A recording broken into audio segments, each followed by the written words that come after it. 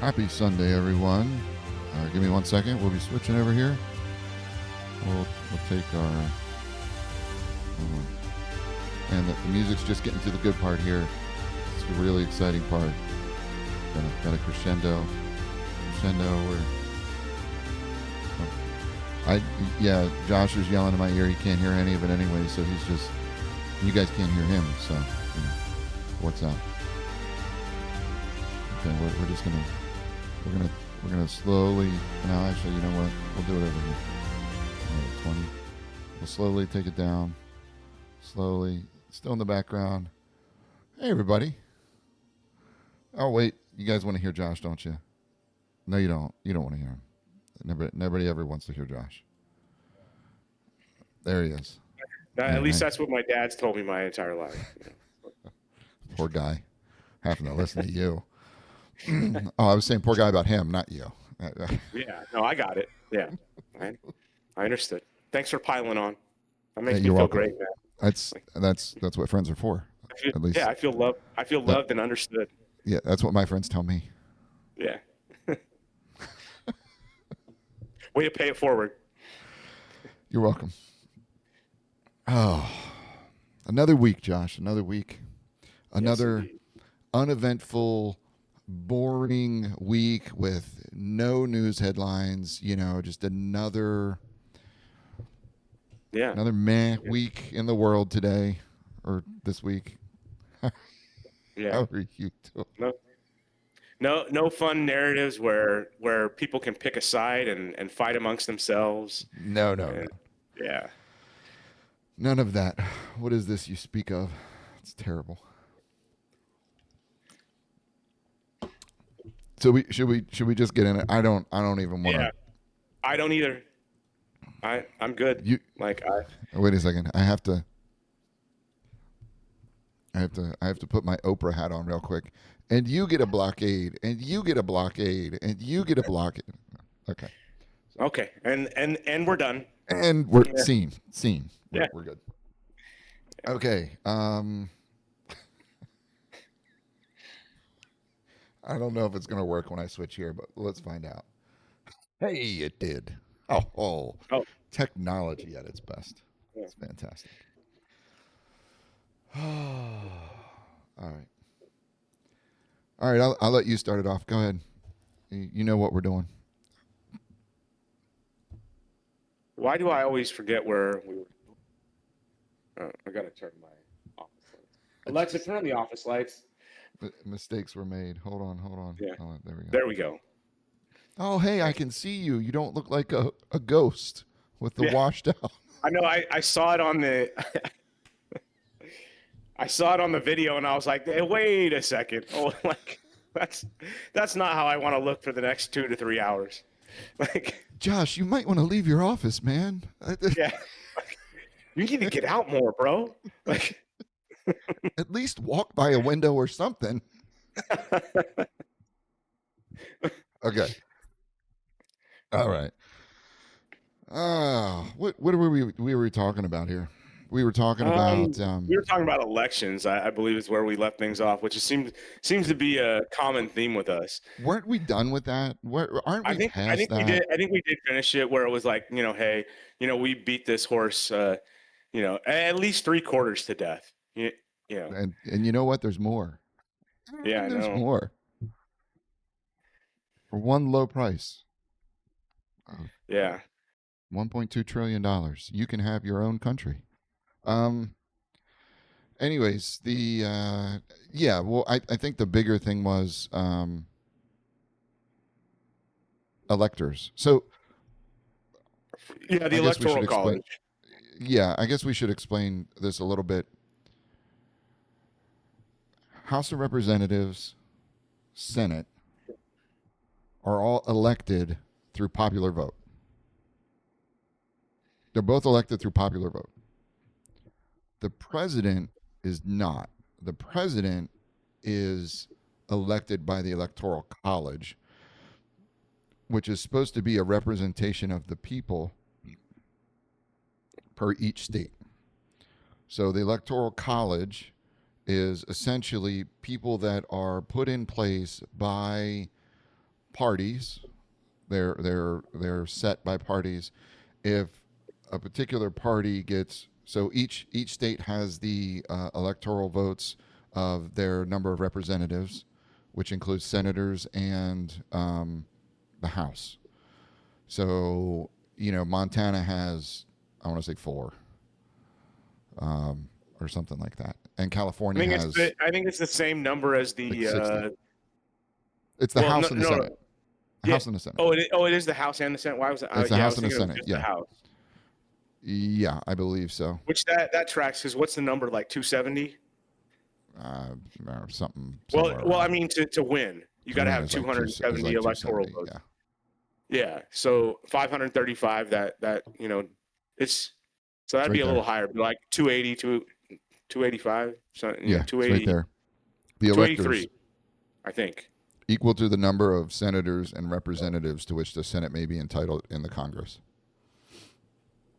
So, if we do the fun thing, and we open up the House to represent a certain number of people, like say we wanted, I don't know, each representative to represent 500,000 people, there would be a lot more representatives, which different states would have a lot more electors. Da da da da da. On down.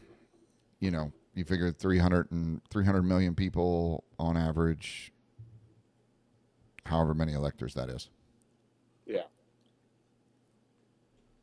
but it So is. I mean, it is representative, proportional to the popular vote. At the end of the day, I mean, it's not. supposedly, I'm not saying it's the same thing. supposedly it is. But the problem you have is, again, Yeah, and we talked about this, the people representation. You have the average representative in California has somewhere around, I want to say, like 700 or like 800. No, it's almost a million. It's almost a million people per representative in California. hmm And then you look at a place. Actually, I think Delaware is like one of the craziest places because of the. Wyoming's pretty bad too, isn't it? Yeah, well, I mean, you have like 200 to 300,000 people per representative. Yeah. So that's the disparity when you talk about that. You have 200 and some thousand people that have better representation than millions of people. Yeah. Yeah. So So it isn't necessarily proportional. and that's Like why I you was have people that get the presidency that have not won the popular vote. right. So the people that lose on this are the people in cities, and the people that win on this are your rural areas. The people that the states that have less people have better representation in the electoral college, essentially. That makes yeah. So Yeah, it it, makes it, sense. it would be like, okay, and you could do this with California where you are. I mean, you could do this with anywhere, but if you look at what is let's see, House, U.S. House.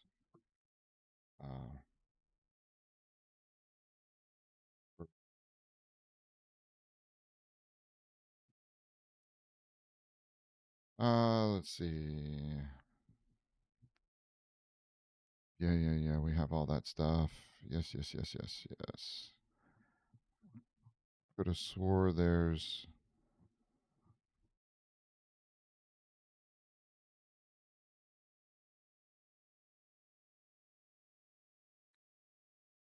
No, that's the wrong one. There's a place that, and I gotta.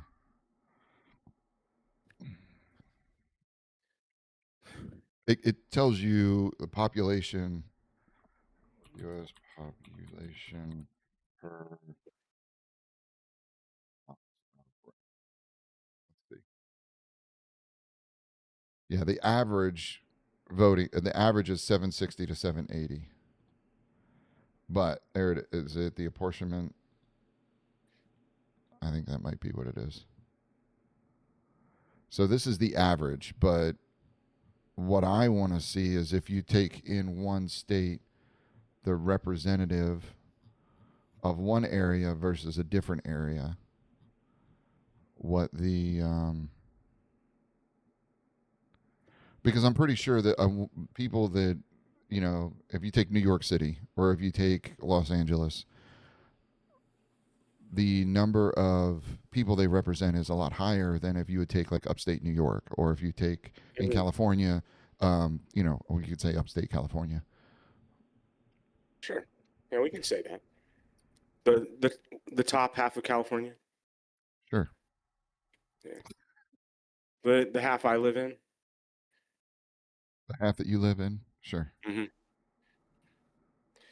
Well, I mean, it kind of gets broken down into like where at least in California, where the top half doesn't feel represented because you have San Francisco, San Diego, and LA in the bottom half, and they pretty much decide who gets the presidency, who gets all the electoral votes in Yeah. California. And they don't do an apportionment in California. Gosh, I don't know. I have to find it. It's in one of the wikis. Wiki has it to where it shows. Um,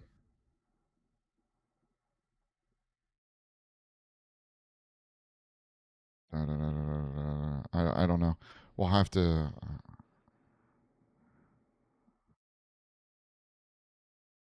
We'll have to find it here somewhere. But yeah, essentially what it is the like if you take those, and just like you said, part of the state feels like they're represented, or they're represented versus, other parts of the state do not feel like they're represented. Yeah. And that again goes to a lot of, what was it, the New Jersey Compromise, the Virginia Compromise, whenever they did the Senate and the House, The Connecticut compromise. I can't remember. all those states. Virginia was the big one, the big state, the big states. The New Jersey, I want to say, was a small state, and then the Connecticut compromise was. I thought it was a New Jersey Compromise. You might be right. Was it the Connecticut Compromise? Not important, no. Nobody cares about Jersey. Yeah. I mean, unless New York is just dumping their trash there, then they care. The Virginia plan, the New Jersey plan. I was right.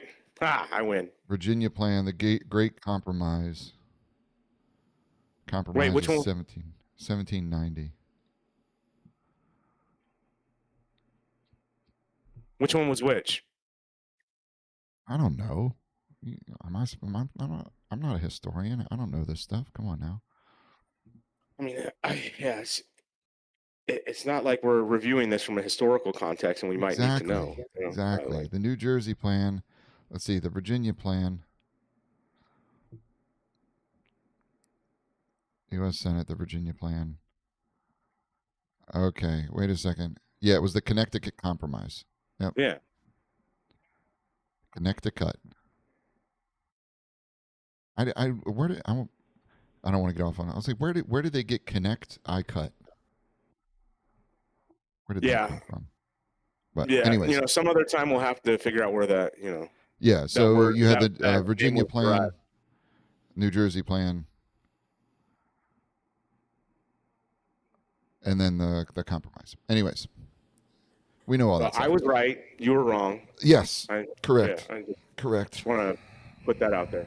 All right, good show. Thanks everybody for joining us. We'll see you next. See you next week. See you next week. I will go now take my flogging.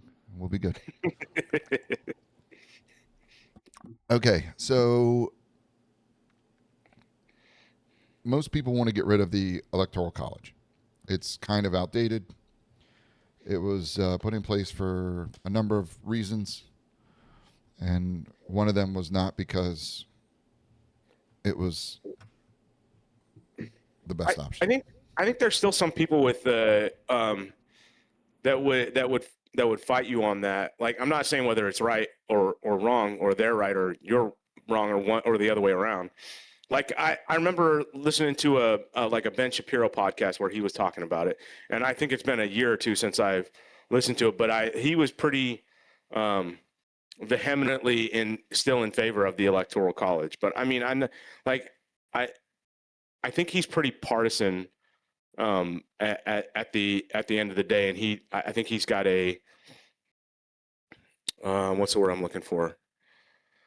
He's got an interest in keeping from his party's perspective. He's got an interest in keeping the Electoral College alive. I wonder how much of it is that then, and where people land on that is more just like, oh, hey, I got to keep this party system alive because it benefits me. I don't know. I think if we ever got like big enough or like important enough and had him on the show, he could probably take us to task pretty well, uh, probably on most topics.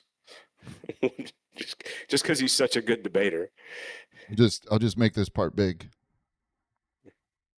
What part?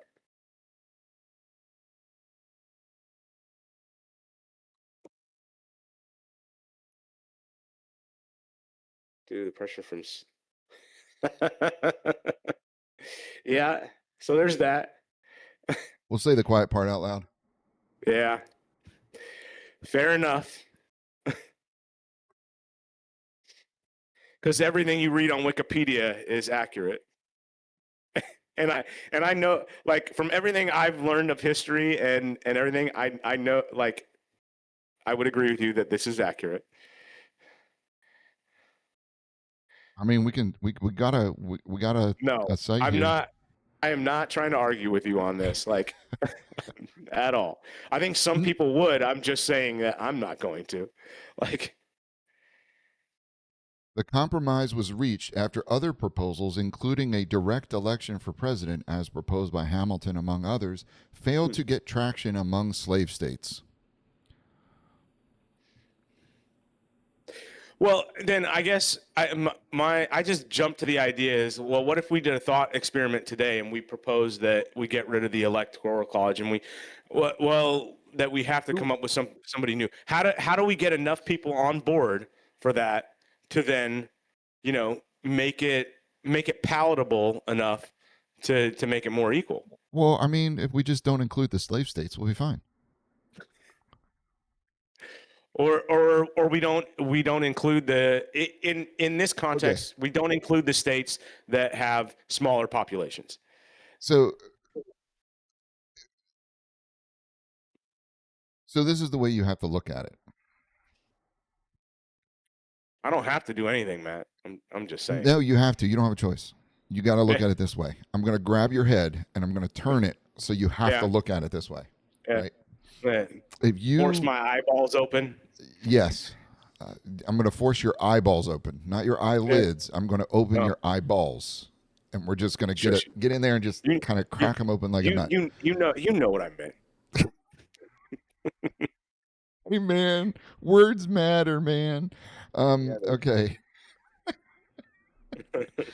So you had 13 states. Most of the southern states were, again, slave states. That is their industry. That was how they made their living. And you had the powerful people in those states looking at it from a perspective of, well, we don't have the population. I mean, they did have a lot more population because of the slaves, but they just didn't count them as a whole person. So what they had to do, if you want equal representation between the states and the states get to elect who the president is, then what you would do is you would say, okay, well, each state gets 2 votes. Yeah. Done. But then what the smaller, more populous states said is like, hey, you have 1 million people. You have huge amounts of land. Okay? We have 5 million people in tiny little space. Why is it that our 5 million people don't get as much representation as your 1 million people? That is not fair. Well, we don't care. We have more land. We should have more representation because we are more of the country. And then it just kind of went downhill from there. So you have that pressure from it's like you look at it today as to why sometimes the budget doesn't pass. And you say, "Hey, we're one side says, "Hey, we're going to do this." And the other side says, "Well, we're just not going to let you." But we want to do this. Yeah. Sorry about your luck. And it can be done by both sides. Both sides. I'm not and this is why, we I were agree. we were having a conversation earlier about the whole partisanship thing. And I don't know that we're ever going to get away from a two-party system, because if you split it into more parties, you're gonna have to find a way to accommodate having, rather than having 2/3 or 3/5 or a majority or whatever it is. You're gonna have to find a way to accommodate, like, get everybody together, or coalitions. You're always going to come out kind of on two sides. It's going to be the yays and the nays. You're always going to have that. Um, so I don't know that there's a way to fix a two-party system from the perspective of, well, you're always going to have people that are going to agree and not agree. Now, if you don't throw a bunch of crap on one vote, like if it was a single issue vote, then you could have a multiple party system if you were voting on one thing. But anytime you have multiple things, like on one, you could have, hey, we're going to implement universal health care, but guess what? We're going to ban abortion.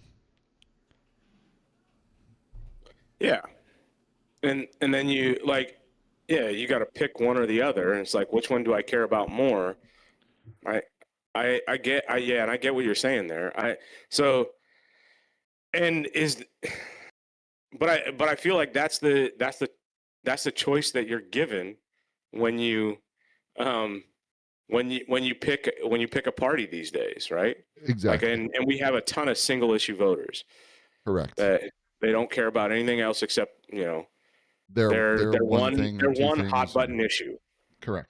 Yeah. And it's unfortunate. Very unfortunate. And most people, well, I think I'm making too much of a generalization there. There are people out there that they I don't, maybe not incapable, but just not in a space where they can make a like a comparative analysis Yeah. of the situation, where it's like, what is the greater good here, like, and like, okay, I've got abortion over here and I've got universal health care over here, and it's like, okay, well, now, like, where, and not just universal health care, I would say, like, improving our healthcare system, making sure that it's the best healthcare system for everyone, Yeah. that everybody gets that same level um, of healthcare that, somebody that has $1 billion can go out and get. Yeah. I'm not, I don't know if that's reasonable. Maybe it is in the next, 20, 30, 50 years. Who knows?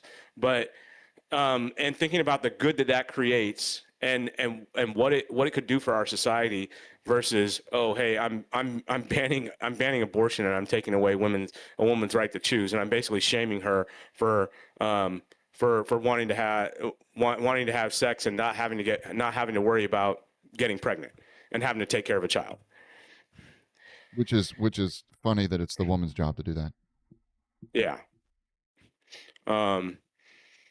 But yeah, So it, I agree. And at that perspective, if those were the issues, I mean, you would I would,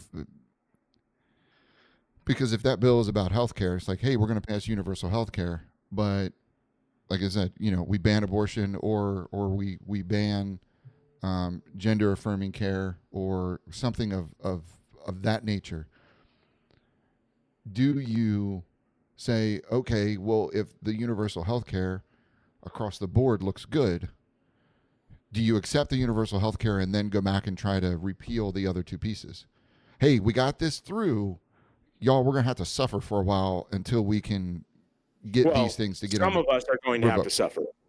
I, some of us are going to have to suffer Yes. for this greater good over here. That yeah, because a portion of the population is going to be um, what's that M word? I can't think of it. I always lose that. The not maligned. Uh, when they're kind of pushed down, like no, never mind. I lost it. I was gonna say, don't. I have no idea. I can't think of words to say normal things, let alone big words. Yeah, Um, but yeah, no. And it's one of those things. Like, would you vote yes for that? I I would have a don't. hard time voting yes for something like that. Yeah, me too. But Like I mean, I'd at least have to sit and think about it for a while. yeah, if Um, we could get this big win of universal health care. yeah, yeah. Does what I would consider the negative on one side outweigh the positive on the other? And I mean, and I And think that's what compromise is all about. But it's like, man, when you're talking about um, like putting people down, or taking freedoms away to a certain extent correct. of how they want to live their life.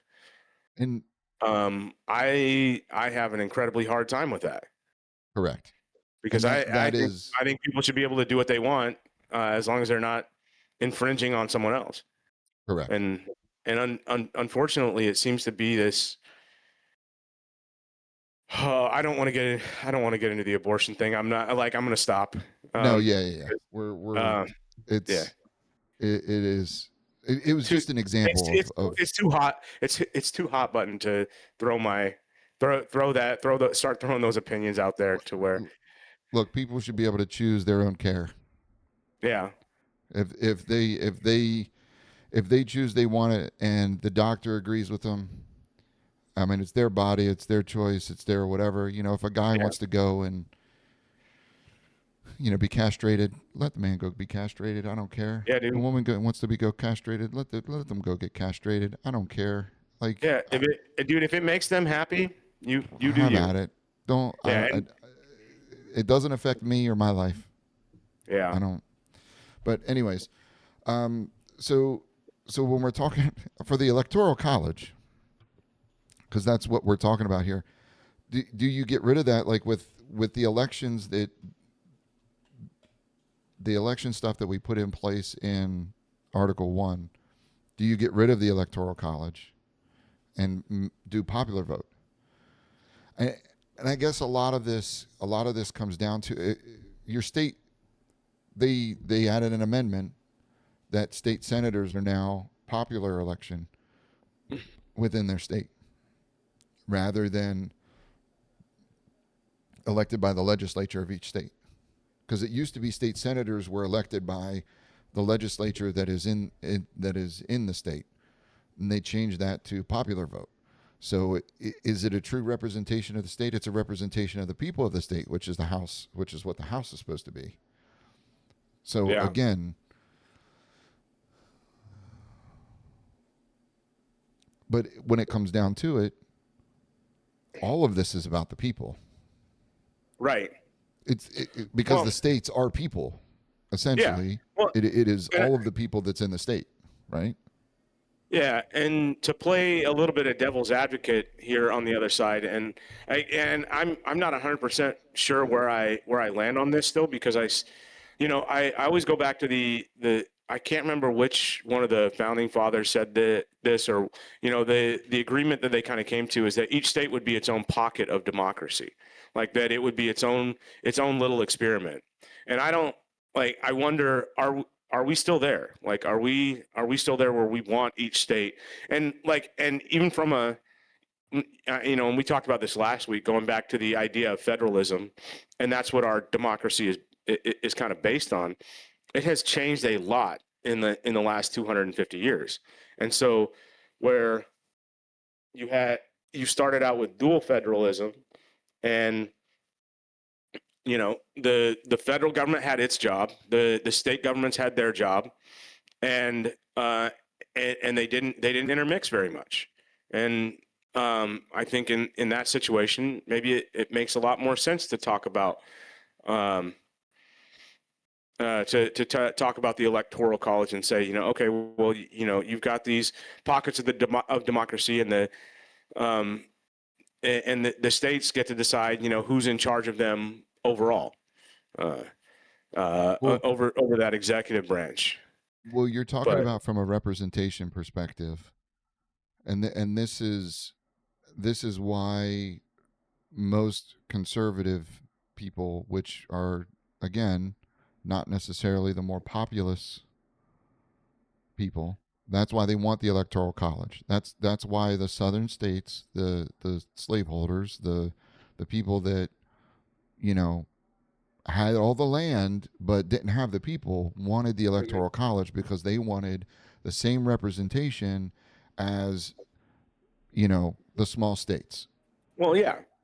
Well, they So they wanted they wanted their 3 votes um, instead of maybe 1 vote or 2 votes, and yes, then and then the more pop like New York would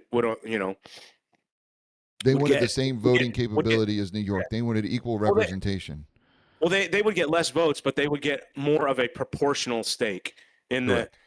right. So let's say New Hampshire had 50,000 people, and New York, I don't know at the time. Let's say they had 500,000 people or 1 million people, and I'm throwing out numbers as uh, Yeah. and and let's say that got New York 5 votes or 6 votes, um, and then for 50,000 people, New Hampshire gets 3 votes. Like Yes. that proportionally, that is a ridiculous Correct. representation when it comes uh, from representing the people.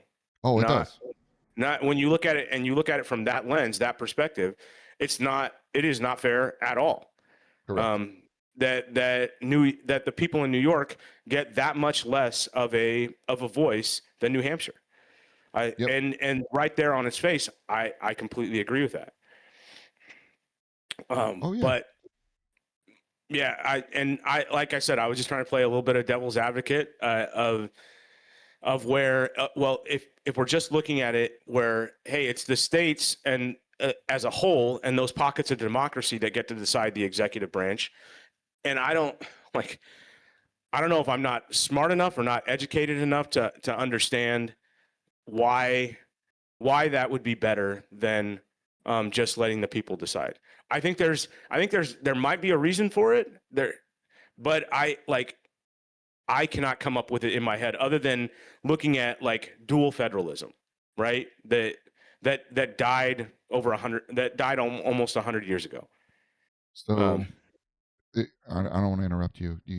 no, that was about yeah. So I was about done. so when you look at it from the way you're saying, the people in power want to stay in power, and they don't want the average person to have the ability to dictate whether or not they stay in power. And I mean that's essentially what it is. I mean Yeah, you have I mean even and when you look I'm at it gonna just for what it is on face value, the and I keep going back to this because it's what it is. The southern states, the slaveholders, well, I get to count these slaves that I own as 3/5 of a person. I want to maintain my control over them and over that. And I want to maintain my control over everybody else. I want that realm of power to extend over all of the people. So I need to have as much representation as I can so I can maintain control. That I don't want other people telling me what to do with my people and in my state on my land. So, in order for me to continue to do what I want to do, I need to be able to control whatever that top level of power is so that they can't tell me what I can or can't do on my land. Because eventually, if I lose that top level control, then I'm not going to be able to continue my life as it is. So you have that piece of it, because that's the way it is. If you have somebody telling you what to do in your life, I mean, that's what the Constitution does. It tells people how they live their life. Yeah. How they're supposed to do it. With the interstate commerce It about. creates order out of chaos. Correct. But it's not the order that some people want. Some people want different order. And that's what you're trying to compromise. It's like we've been saying that, from a Connecticut standpoint, Yeah. you're trying to compromise on. You have these people that are trying to, maintain or take control, and you have other people that are like, well, that no, we don't want anybody to have control. We want it to be an evil, we want to be able to represent everybody. And they're like, no, we don't want that, because we're not going to be represented properly. We should have, the same representation as 2 million people, even though we're only 100,000. Right. And it's the minority, and that was a big thing. The minority having the ability to still voice and still have some representation in there. Um, but it's for.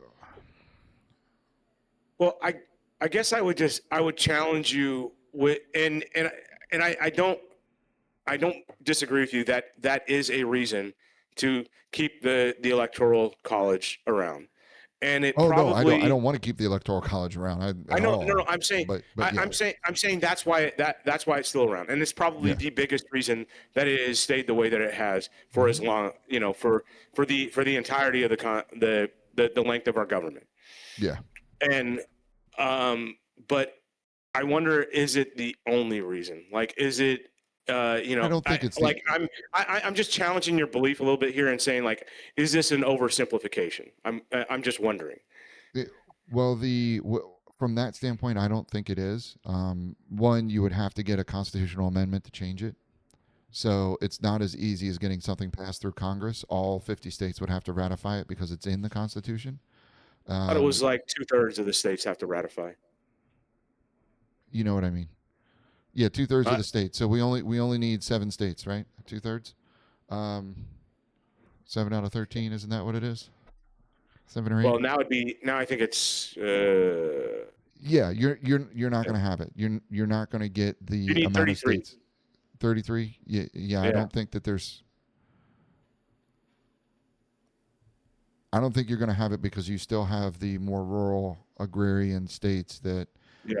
have. I don't think you're going to get it. Well, and at the end of the day, there's way more of those than there are populous states. And again, So it's a 50. It's 50 total. It's not like, yeah, you might have 70% of the population might want this change, but that doesn't matter. It's because it's by the state. It's not by the people. And this right. is another. This is another thing. From this perspective, as far as kind of watering everything down, is you essentially had, like you said, pockets of democracy or whatever it was. It's not pockets, it's literally countries of democracy. That's Yeah, how this whole thing was. each Is state, yeah, each state was its own democratic experiment. They would do things differently in a different way and run their democracy as they saw fit, as long as it didn't go against the U.S. Constitution. correct. And that's one of the. And because if you the And state of Maine. and through the states, people would govern themselves. Correct. If you're looking at like the state of Maine versus Georgia, like it would be like weeks to travel from Maine to Georgia, right? Back in the 17 eighteen Was hundreds. Maine one of the original 13 colonies? Like, am I crazy in thinking I that? don't know. Uh, I think so. I could be wrong. Why are we. Sorry. I'm sorry. I'm like, turn this into. Trying to get specific about this? I don't know. Yes. Okay. I don't know. Was that Massachusetts? I don't know. I don't know. Where is it? No, it was not. Province of Massachusetts. No, New Hampshire was the last one.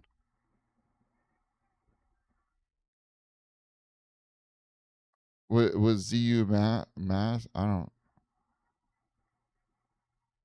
don't know what that means. But no, it was not one of the original ones. I mean, hell, half the colonies In 1820. weren't what they are. Anyways, so Sorry. we're this is funny. Southern colonies: Virginia, Maryland, North Carolina, South Carolina, and Georgia. Right? Maryland was a southern colony. Right. You can, which most people don't, because Mason-Dixon line between Pennsylvania and Maryland was the separation Right. from the North states from the Southern states. Right. Most people don't see it that way though. They don't consider Maryland a southern state. Um, But we can't the all be winners. Yeah. So if you're Anyways, sorry. ahead. Go back to your thought experiment. You got Maine and you got Georgia, right? Well, yeah. So the time frame to get between the two, or even New Hampshire. We'll take New Hampshire. We'll take Georgia, New Hampshire, Georgia. The time that you need to get from there down to there, it would essentially be like going from Spain to, or Portugal to, I don't know, Czechoslovakia or Norway Yeah. or whatever. Like you're when you look at how this was originally done, the the land of each state comparative to what Europe was, to what people knew at that time of how large countries were. Um, they were essentially their own countries at that point, and they knew that if they didn't band together, that they would slowly be taken over by whether it was Spain or England or France or whoever.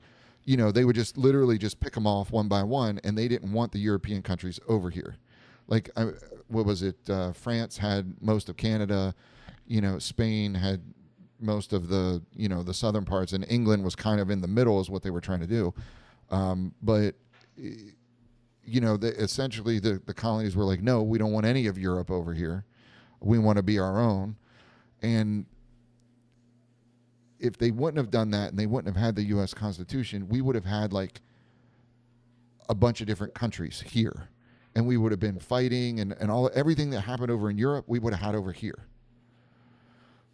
Just for the simple fact of, you would have had at least two different countries, maybe more, but at least two different countries, the North and the South. When we went through that at some point in our history. I don't know. I think there was a war or something over it. But so in order to keep everybody together and to keep everybody sort of, hey, we need to all be on the same page, and you wanted the representation in this, so then we have the electors. But the difference between then and now, you can go from Washington to Georgia in a matter of a couple hours. Like, there's not much separating those states now. Like, the separation of our states is not. I mean, look at Kansas City, right smack dab, split between Missouri and Kansas. I mean, you don't have too many countries that have massive. Okay, you say massive, but large cities like that kind of operate as the same city that are split between two countries. Two states. Yeah. You have a city on each side, but you don't really have one that operates as a cohesive thing. But that's possible because of our Constitution. Because the states don't have, unitary authority over their land per se. So, I think the whole point of this is I think we're moving away from the separation of states. I mean, we still have it. It's still a thing because you can't lump all of the United States into one. Hey, we're all just one big happy family here. It is too much land. There is too much diversity. There is too much, Yeah, you still have to break things down. for management purposes, you have to have Yeah. levels of management. I completely agree with that. But ultimately, it comes down to that each level of those the each level of government should be we should be not enforcing, but we should be enforcing the will of the people, not the will of the state, not the will of the executive branch or a small group of people that has found a way to maintain power, um, or conglomerate power. You gonna be okay over there? Looks like like you're. I think I see smoke coming out Oh, of your ears. it's bad. Yeah.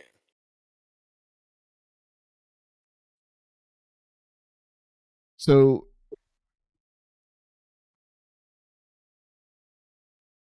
that's for current politics, culture. So if we got rid of the states and if you had to reorganize the United States in some Mm-hmm. way, shape, or form, based on yeah,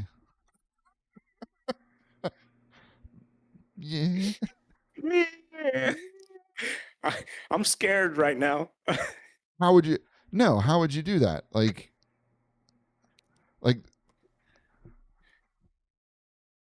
like that Like for that. I example, do it. I do it just like that. just like that. That's how I get it done. Yeah, just like that. That's how you do it. Yeah. Yeah. That seems perfect right there. That What is does seem that pretty little good. what is that little orange thing right there in the This right here, yeah, what's that little guy right there? you don't realize what that is? Is that New That's New York City? York. Yeah, it is. Yeah, you're right. That's New York That's City. that's And it's like and it's part of not Long Island. So it probably what borough would that be? Would that be that's not Brooklyn, is it? Or it's part of it. Doesn't do the whole thing. There's uh-huh. the it stops essentially where the city stops. Yeah. It's Yeah, so is that the Bronx and Brooklyn? Is that I would without out imagine, there? and then the rest, Long Island, whatever is out there. Yeah. Yeah, but no, yeah, this is literally it's just New York City. I mean, and you have most of Jersey in there, which is basically, you know, you didn't hear it from me, which is basically part of New York essentially. Yeah. Most of that section of North Jersey is city versus the other section, which is mountains, which is a Yeah. completely different part of Jersey. Well, Um, Same and way then with South Jersey. what's the bottom half of Florida there? Like is that Miami? Oh, that's the fun part of Florida. Yeah, That's just the tip with a little just the leakage, tip. with a little leakage there. Yeah, so you got Key West in there, Yeah. and then Well, I mean, Miami, I'm assuming. yeah, Miami all the way up to I think Fort Lauderdale. You probably have. I don't know how far that. You don't have Orlando in there. I think Orlando's up here. It could be Yeah. right near Orlando. But yeah, I like this one too. We're basically taking the bottom half of Louisiana, the sole of the shoe, the sole Yeah, of the so that's boot. New Orleans, probably Biloxi, Mississippi, and yeah, a few other maybe Mobile, Alabama. I can't tell if that's got Mobile in it. I don't know. It's really funny though that you take and you clump in the mountainous region, the Appalachia, Yeah. and you So clump it in with you've got hillbilly America, like all. no, no, no, no, no. Okay, wait a second. Wait I'm a gonna second. get So in this is trouble for that one. Like, I'm not going to disagree with you, but it's funny in the same way that it's not part of this. yeah. Like like for me, I would Well, consider because this to be here, the South. Bible that's Bible thumper territory. Red is That's what Bible I'm that thumper, no no no no and no. That's then what I'm saying. Like this is Southern. This yeah, is this is hillbilly. yeah, That's literally what this is. This yep, is your country boy hillbilly. This is yep, your Christian conservative crazy people. You heard it? Yeah, I said it. Crazy people. All religious people are crazy. Oh yeah. man, man, I'm. You can send your That's awesome, complaints Matt. to. We just We just alienated 50% of the U.S. population from our show. Great job. Way You're to welcome. go. You're welcome. Congratulations. I'll take it. No, I understand it, but it doesn't mean I have to accept it. Um, no, but then what is that? Um, This becomes New Mexico. well, you got San Diego in there for sure. I'm trying to think of what you got there in Texas, and then up through. Well, this is El Paso, and I think what's down. It's like if we Yeah, only that's had well, and then if it goes up through New Mexico like that, you probably got Albuquerque. Albuquerque. Uh, Yeah, Albuquerque. I don't know. Yeah, right in the center of New Mexico. Yeah, I would say that that's Albuquerque, Yeah, and then right up probably into Santa Fe. Colorado. Anyways, I mean, this is but what I was, my whole point of this is our 50 states have so many. They're so diverse. And it creates so many competing priorities. Correct. And, Very much so, and it's understandable, and that's not necessarily a bad thing. but it Because can be. anytime that you put everybody of one thing together, and then you have an echo chamber and it just makes them go further down Yeah, that road. yeah. You can go left or right or whatever direction or vector you decide that Yeah, like you want to pick a system and a direction. Yeah, and exactly. they go off in it. Well, I mean, you take for example, I mean, like we said, Maryland, part of the South. How do I? Let's just do terrain. Don't give me roads. Well, if you take Maryland here, okay, you have them going all the way out to the other side of the mountains. So you have this whole section of mountainous hillbilly country, and then you have your city area, Baltimore, Washington, like Frederick, like this whole very urbanized, populous area. And then you take and you go down here even further into Ocean City. You have a beach. You have all of this land up, in the bay and everything. Like, you talk about a diverse type of people, What do you but guys most states are like that. Pennsylvania. I mean, you got Philadelphia over here. You got Pittsburgh up here. You got the Lake Erie part up here. I think that's Erie. Yeah, Erie. Like, and then you have this huge swath of everything in the middle, which is Amish country. Um, You look New nice. Jersey. You got North Jersey, South Jersey. You got your Middle Jersey here. You got your New York Jersey. A lot of states are like that. I mean, most people when they think of New York, it's New York. It's Yeah, these two islands right here. I right. think it's two islands, isn't it? I think Two or it's like three, whatever. it's two peninsulas and an island. Two I peninsulas think and an island. There you go. Yeah, well, and I think it went out to maybe about Hicksville. I mean, come on, yeah, you got Hicksville in the middle of New York. Oh, right, I mean, that belongs down in West Virginia. Come on now, we're going to get our stereotypes right. Um, right. and then you got Buffalo, Rochester, this whole thing. So trying to legislate for all those various areas. Texas is a great one. Austin, Dallas, Fort Worth, Houston, cities. San Antonio. You have those cities, and then you have this wide swath of just nothing. Yeah, I just a cattle ranching, farmland, like Yeah, and the priorities of people in Dallas are not going to be the same as the priorities of someone out here in Lubbock or yeah. Plainview. But You know, going back to your argument of the getting rid of the electoral college, like they the people running those cattle ranches and running that farmland are not going to get the same. If you representation. go back to a popular, they're not going to get the same representation. So I mean, to me, that right there is an argument to, well, maybe we should keep the electoral college, like, or at least have the discussion of how do we represent these people that, you know, that are out there on this land and that I think are deserving of representation, you know, because they're people. And You're not how, wrong. you know, how do we keep that fair? Well, you bring up an interesting point, and you know what that point is?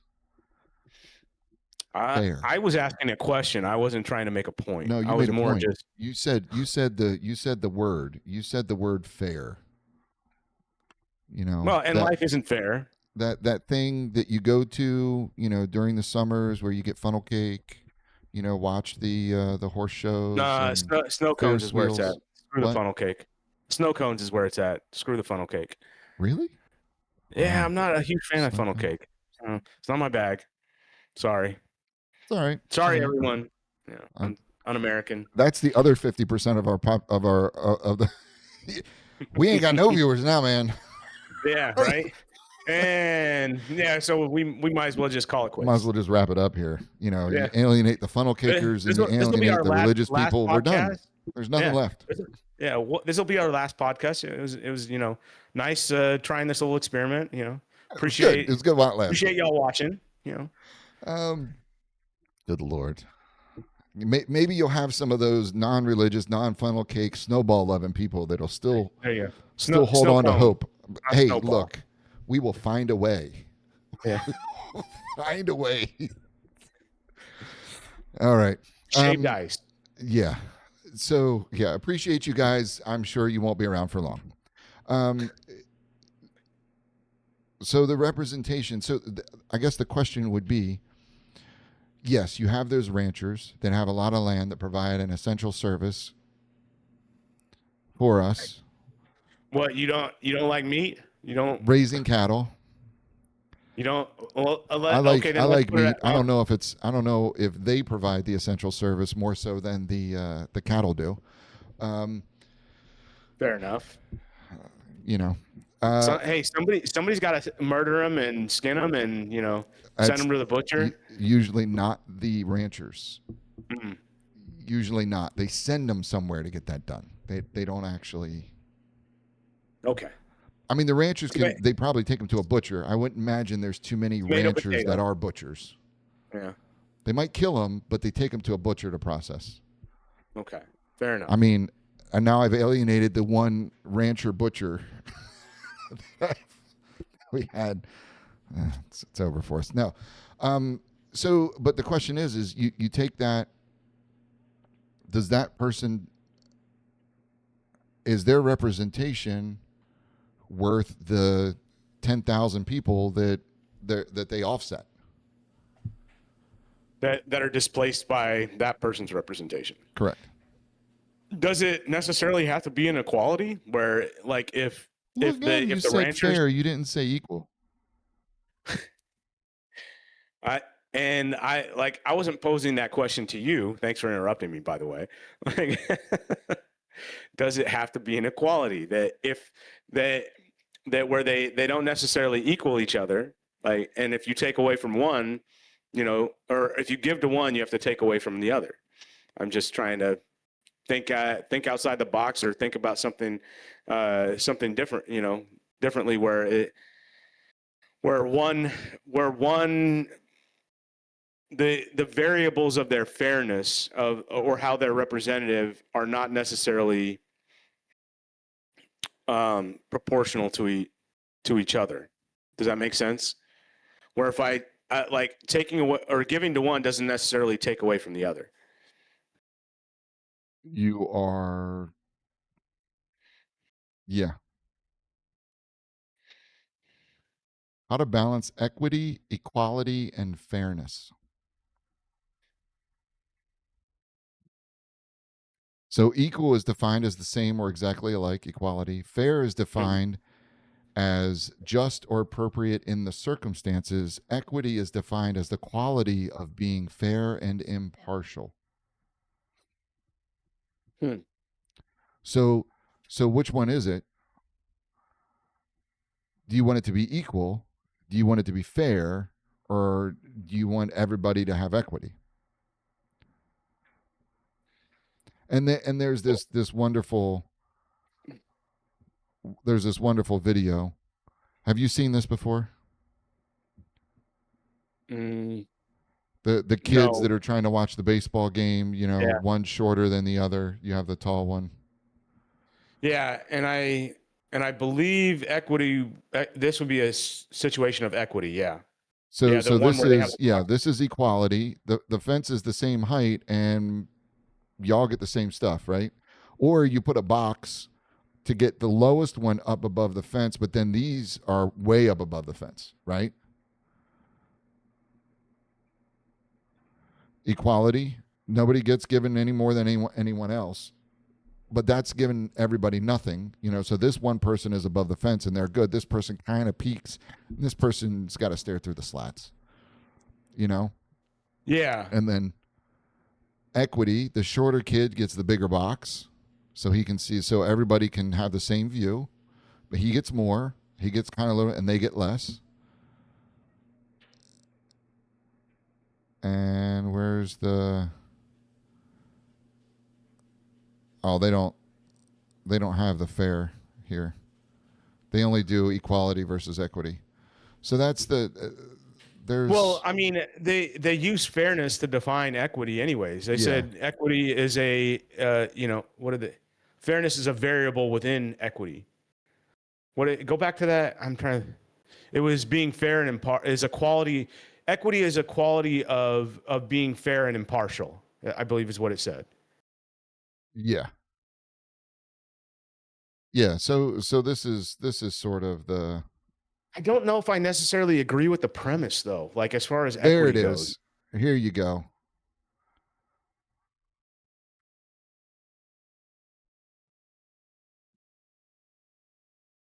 This is the picture that I was looking for. Oh my goodness. Make it bigger. So what you have equality. Everybody is given the same thing so they can see over the fence. You have one person that can see very much over the fence. The other one can barely see over the fence and the one doesn't get anything. Then you have equity, which everybody can see over the fence, but you got to give a lot to this last person. Or you remove the barrier and guess what? Everybody can watch the game. Everyone can see. That was the image I was looking for. The third one where Yeah. you don't have to give everybody anything. You don't have to give anyone anything. You just let them have access to it Yeah. instead of And- instead of creating a barrier. That's the one I was looking for. I knew there was yeah, a third and one. and maybe that's more of what I was trying to get at was like, Justice. hey, There you go. Here's a oh man, I it's always see. terrible. I don't know if I like. The only thing I don't like is the words they're using. Like Yeah. a Well, what's I wrong don't with necessarily the? know. I don't know if that last one is necessarily justice, but at least in Well, my mind, you could be liberation. I almost kind of like that a little bit better. Like just off the cuff. I don't know if that's right. Yeah. So Hold I on one mean, and second. that's the whole thing. If you have an equitable thing, you have to give other people more, which everybody loves giving other people more. Disadvantaged people or people that don't. They love to give people more than what they have. I mean, we see that every day. But yeah, equality versus equity. They make the lot of the and the tree. I don't know if I like the tree Hey, because that's the giving tree. yeah.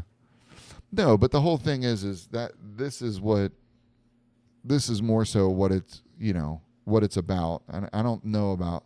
I guess it would be like you could say justice from the perspective of, you know, all three can, because the inequality was addressed, but the cause of the inequality, there you go, because the cause of that is removed. Yeah. So Yeah, I don't the mind that. cause the cause of the inequality is removed.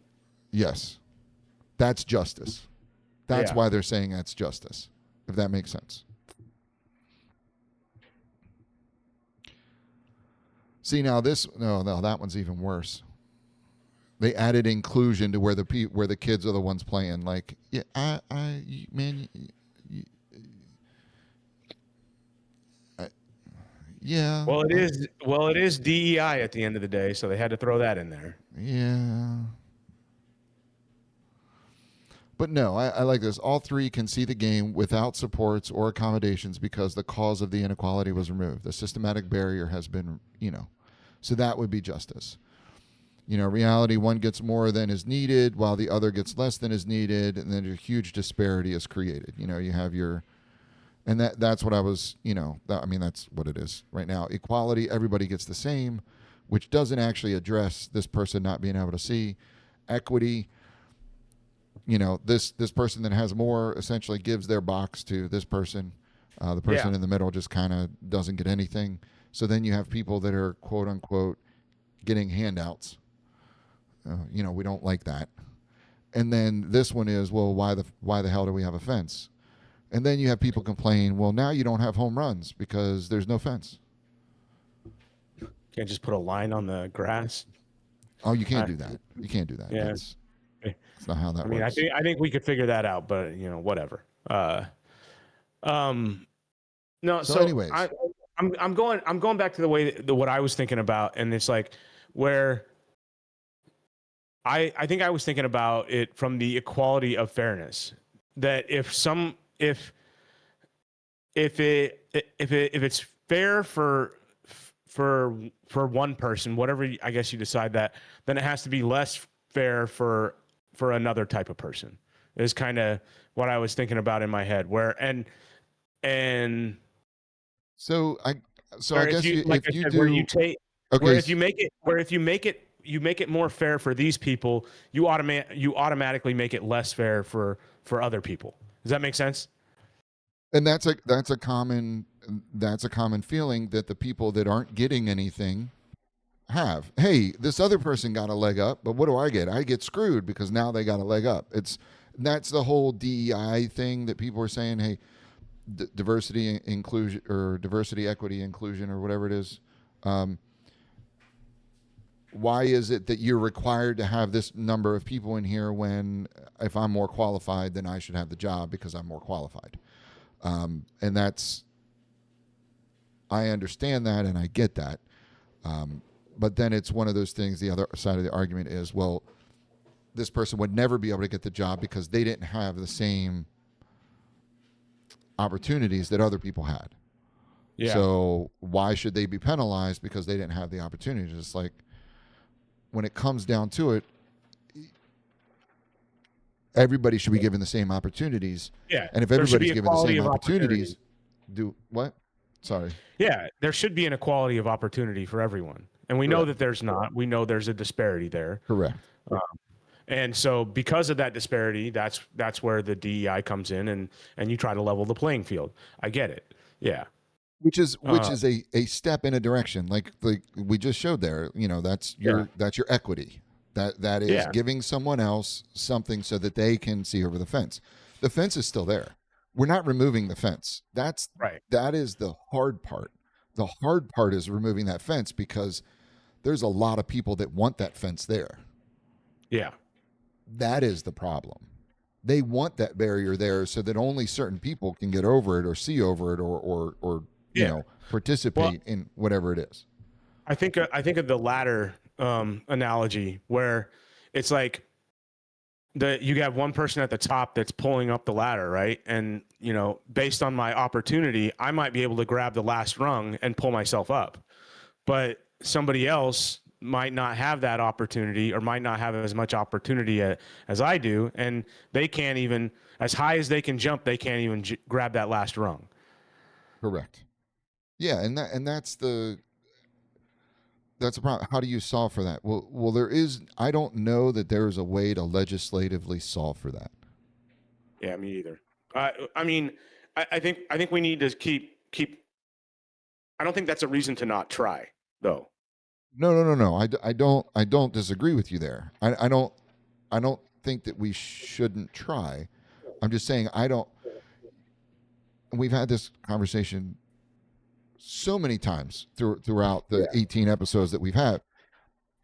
I don't know that we can put enough guardrails Yeah. on the road to prevent people from straying from it. Not in the Constitution, no. I mean, Yeah. and So when we're yeah. talking, sorry, go ahead. No, I think I think it has to be done on a smaller scale. We can't put like broad, you know, broad strokes stuff in. I mean, maybe we could put in some broad strokes to, we start talking about UBI and UHC and stuff like that, where it basically gives that person the it gives them that box to stand on, and or you basically raise the floor for everybody, and then and then they can grab the ladder, they can see over the fence or whatever it is. But yeah, I like the idea of removing the fence. I just That's going to be that's a tough. large, yeah, that's a large undertaking. I mean, Yeah, and again, not that we shouldn't talk about it or try and figure it out, but um, well, I mean, it's not just one fence. I mean, there's yeah, fences at all the games. There's right, there's fences for everything. So you're not going to remove one fence and then that's going to make everything, you know, everything's then going to yeah, be better. And that we're going to have it has to be done systematically. And that's why, like we said, you can't solve it all in a constitution. What you try to do is you try to make sure that the right people get chosen so that they will work to remove that fence versus other things. hmm So, back to our electors conversation. right. So we're I, talking equal representation. Would not equal representation be one person, one vote? Would not on its face, yes, you being but represented? So I guess the question is if there are 10 people that hold this belief or have this job or have this whatever or have these values, if there's 10 people that have these values and there are 100,000 people that don't value the same thing as them, or that should those 10 people be able to, should they get special treatment? And this goes back to the whole equity, inclusion, the fence, all of that stuff. Where does the where do we where's the line, or where's the whatever that says, hey, we're going to give you this equal opportunity? If you want more people to do, go out and campaign, get more people to believe in your stuff. But if people say, no, I'm not going to believe in that because the spaghetti monster isn't real, hmm why do those people still get a, like, does that make sense? sure, but Like, when are you uh, going to say, like, hey, guys, the um, spaghetti monster? and I understand what you're saying. I get I when you were talking about that, it made me think of what you were saying about echo chambers. And I think in urban areas and things like that, they get a very and just because of the space that it's in and um, the proximity to everybody, they naturally create these echo chambers where it's like, well, everybody here believes like I do, so we have to be right. Um, and so I think they're Well, I I mean, think that's there's not, every echo chamber. yeah. It doesn't matter. Um, and I'm and so in particular, you talk about the rural areas versus the urban areas. The echo chamber in the urban areas is going to be a lot bigger than that of the rural area, and the people in the urban areas are going to band together and be like, okay, hey, this is what we need, this is what we want, and so that's what we're going to vote for. So we get what we want, and we really don't care what these people out here in these rural areas want. Exactly. And I would say sometimes to the detriment of like The rural of areas. our entire Yeah. and the entire ecosystem to a certain extent, because it's like, well, I don't, I go to the grocery store to get my meat. I don't care how it's made. I don't care Correct. how that person has to live in order to, or how all this stuff has to interact in order for me to What I get want. food and water. Yeah. Exactly. And so I mean, I think there's a problem there of just making it, and then I also think of the statement where like our government is based on the idea that it's the rule of the majority with the consent of the minority. And so if we discount that minority completely and make it completely popular vote, then like does the minority have any consent? Well, only certain minorities. Here we go. Not all minorities, just the ones that Right. have enough money to participate. Yeah. Yeah, and we don't even have to be talking about farmers anymore. Yeah, we No, can no, talk. no, no, We can no, talk no. about There was race. no. We can talk about race. We can talk about There was. There were absolutely zero guardrails on that statement. All right, fair. It's money to participate. Doesn't have anything to Yeah. do with the minority is. The minority are the billionaires. Then Come then on. then Let's maybe I mean, if then we maybe really want to go there, then yeah. But so then maybe that's where we start is how do we make it so everyone can participate equally and they don't and the barrier to entry is not money. well, I mean, you have electors, you know, that are appointed by their Hey, parties. hey, this was that you made the statement. I'm asking you a question based on that statement. No, you're absolutely right. How do we? How do Yeah. you get a redistribution of wealth so you don't have one person that has the ability to buy 10 boxes to sit in the box seat? You see what I did there? Yeah. Versus the person that's, standing behind the fence and going, "Hey, hey, I want to see Yeah. what's going on over there. Yeah. I want I to see the Hunger Games. Come on. I want to see the people die." I mean that's one of those things that who doesn't want to watch people kill each other? I mean, everybody enjoys that sport. yeah. I mean, that's why we have wrestling, UFC, MMA. boxing. Well, Did you my say roommate the other anime? day was showing me. Whoa, whoa, whoa, whoa! Did you say, what did you? I didn't hear what you said. Would you say anime? No, no. My roommate the other day, she's like, have you ever heard of this slap fighting as a sport? And I was like, Oh, yes, I have. the slap And fighting. she showed it, and she was showing it to me, and I'm like, I'm like, Yeah, people should be able to do what they want to do, but at the same time, you're it's like, consenting adults. yeah, it's like, how, how do we get here? They Like, how they did they like, have rules. What are you talking about? Jousting. yeah, no, and Uh, the dueling. glad, the Colosseum Yeah, you in get two Rome. people. Well, okay. I don't know that they had many choices in the Colosseum to Ju- fight. Sure, I don't but think that. the violence has always existed. No, no, no. Yeah, the violence is there, but no. But what I'm saying, That's the like point I was trying to make. dueling, two people, they duel each other. You had knights that would joust each other. Trial by combat, all of that wonderful stuff. Like, humans love the blood sport. We,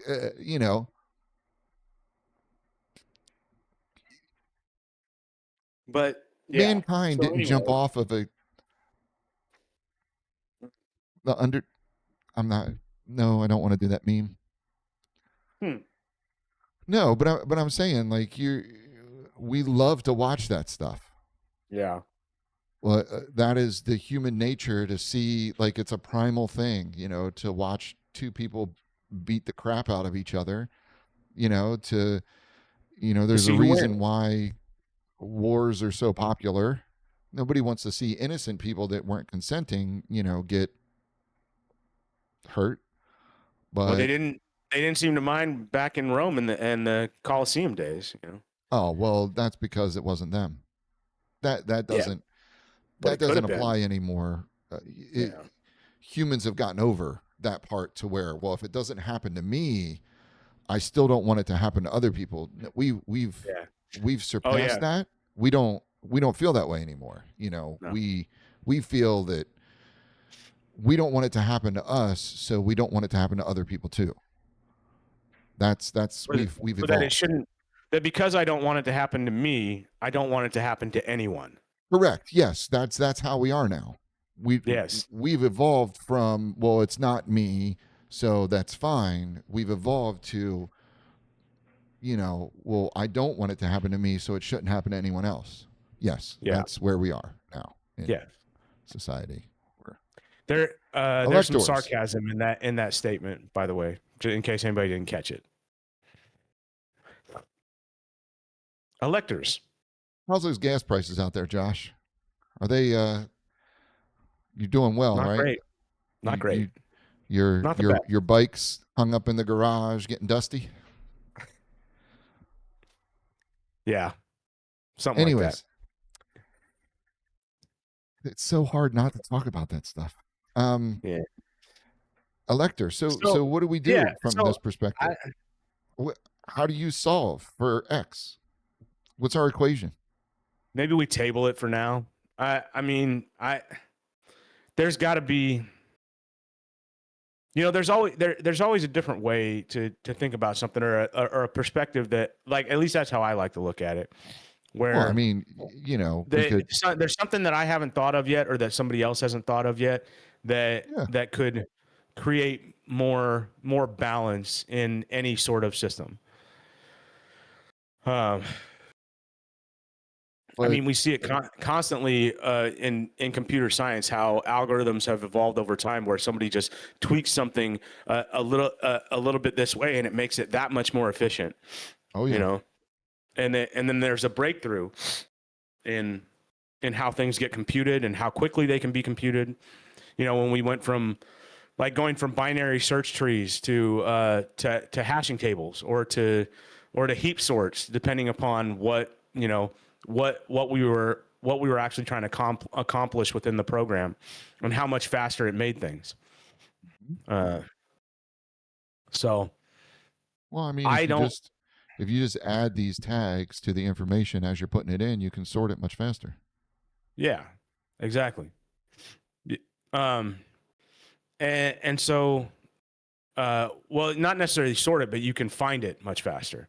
Mm-hmm. Um, and so I guess if you had to nail me down right now, personally, I would lean more towards, let's go towards popular vote. Let's try it. Let's do something different.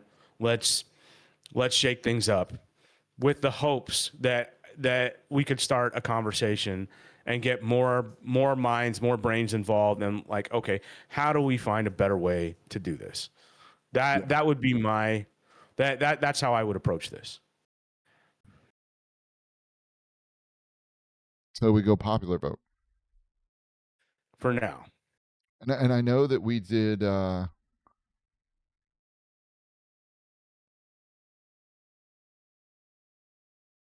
So of the three And also constitutions, with the understanding that if we do that and we actually ever got any traction, it's going to be a huge fight, like, to get so any of this stuff ratified. And now, well, and it kind of that's made, and I know that's not what we're doing right now. Like, we're trying to get what we think is the best possible version of a new constitution out there and get people talking about it. Not that we necessarily need it ratified. I mean, I guess it's our version of the Virginia plan. well, not only get it out there to get the conversation going, because that is a big thing. Is to Most people have no clue what this document says aside from the First and Second Amendment. Outside of that, most people don't have any idea what the Constitution actually contains. Yeah. They know we the people, they know freedom of speech and religion, and then they know right to bear arms. I can have my guns, I can have my religion, I can say what I want to say, and I'm a people. So, what else do I need to know about the Constitution? Um, I do. So if you look at the conservative, libertarian, and progressive Constitution, three different approaches to it. The conservative one is probably the okay. We'll just say that the libertarian one stays with what it is. It's electoral. It's electoral college. That's what it Hmm. is. That's a libertarian one. The progressive is popular vote, ranked choice. They don't say anything about the people that can get elected or anything like it. It's just a normal how the same way it's always been done. The people getting on the ballot and putting out there. The conservative one is an interesting one because in order to get on the presidential ballot, the state legislatures have to vote for those people to be on the ballot. So that the conservative one Yeah, gives we talked about that last time. I remember now. Yeah. the conservative one gives the states a say, the state legislature. And this is another thing. Like when you talk about the states from that perspective, you're talking about the state legislatures. You're not talking about the people. Well, they say, oh, well, the people are represented because they get to choose their state legislators. You know how many people don't vote in their state? Like, Right. But yeah, again, that's one of the things that we're talking about, and we're get wanting to more get people more involved. involved, more engagement, and Correct. more trust in government process. Correct. So, but the conservative one says the state legislature, so the state gets to cast a vote for a person to appear on the the presidential ticket, and then you do ranked choice voting, popular vote. Hmm. So, so I like the fact that the conservative one kind of went outside the box Yeah. to give the states kind of a hey, you don't get to say who's going to be the president, but you get a choice in who the people can vote for. Hmm. So that's an interesting sort of twist on the election part, to give the states sort of a say. But is it better or worse? I don't know because then well, how can you buy state legislatures? That's more companies spending more money to get what they want to get the person. Yep. You take well the you still have the two party system, the Republicans, the Democrats, or whatever you want to call them. You have two parties that say, okay, here's our person, here's our person. Let's get all the 50s. Like, does it actually change anything? Is the question. You essentially get rid of the presidential primary. Yeah. And the Well, we don't like states. the prime. I mean, I'm not a you and fan I of both don't primaries like the either. primaries either because It doesn't. it furthers the two party system. Correct. Yeah, Well, not only does it further the two party system, and it but conglomerates power. correct. That's the thing. I mean, you take and look what happened to Bernie. Yeah, The or look at how we got Kamala in 2024. exactly. Yeah. So it's. I mean that the conservative approach could have allowed Bernie on the ticket or disallowed Kamala on the ticket. But again, you have the state legislatures. The Democrats are going to follow the Democrats. The Republicans are going to follow the Republicans. So you're pushing the two party system from the states up then, Yeah. which I don't necessarily. And again, I think we had this conversation. I think the solution or the way forward at this point is that we have to figure out how to Get rid of the two um, party system. get rid of the two party system. But And then the question becomes: is do you put guardrails in now to prevent the two party system from taking hold, or remove some of its power, or do you just leave it alone and try to get rid of the two party system in other ways?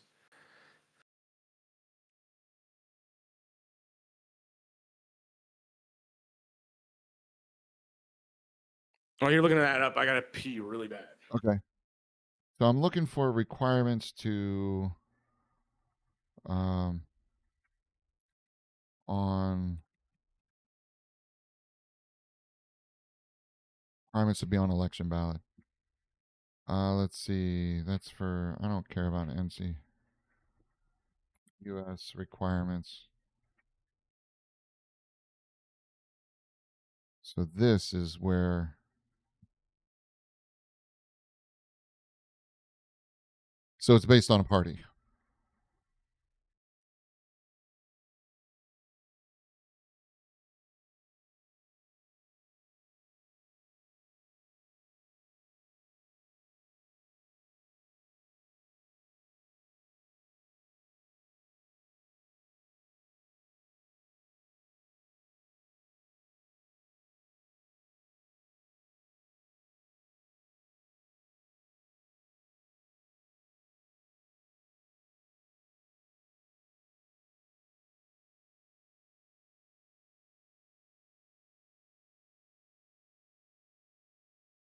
So we would have to,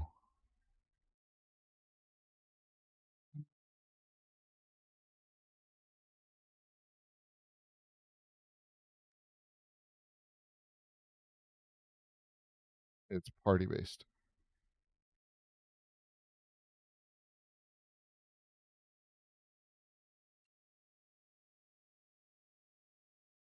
There are three types of political entities in Colorado: qualified political organizations, minor parties, and major parties. Okay. Yeah, I think that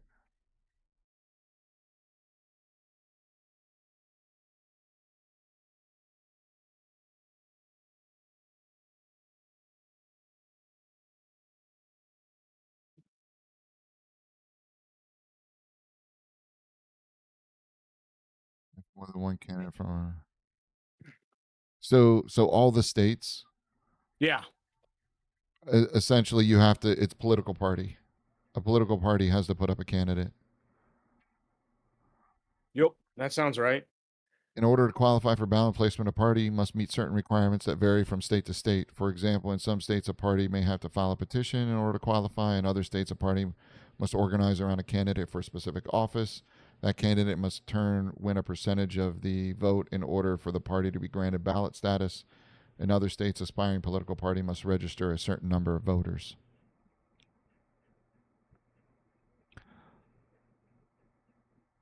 Hmm. Let's see. In order to get on the ballot for a presidential candidate, a candidate for president of the United States must meet a variety of complex state specific filing requirements and deadlines. Ballot access laws determine whether a candidate or party will appear on an elected ballot.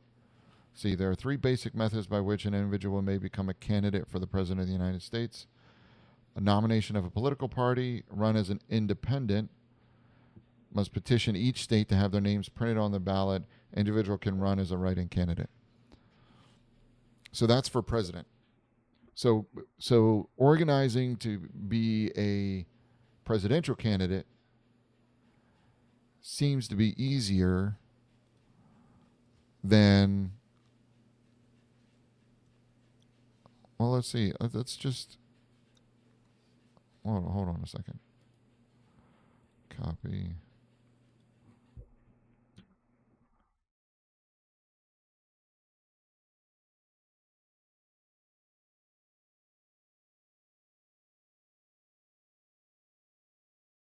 Yeah, you can run as an independent. So that's, so these are this is almost the same for all of them. In order to get on a ballot, a candidate must meet a variety. Yeah,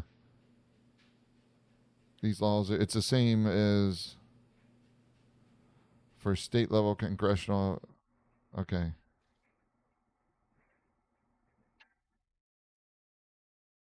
So yeah, you have to have signatures in each state.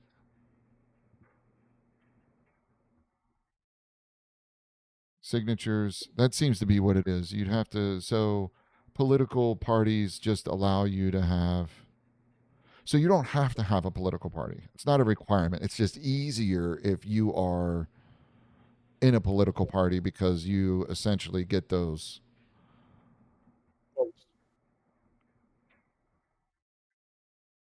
Yeah, so it's going to be harder for individuals to break into it. But essentially you need to have people sign.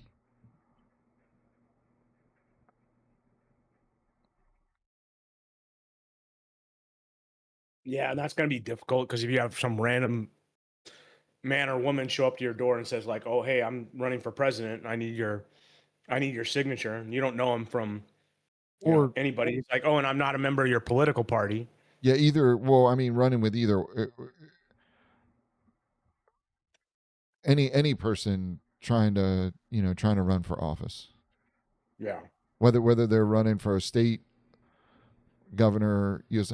I remember when I was a kid, we actually had our House of Representatives. A rep actually came to the house. Mhm.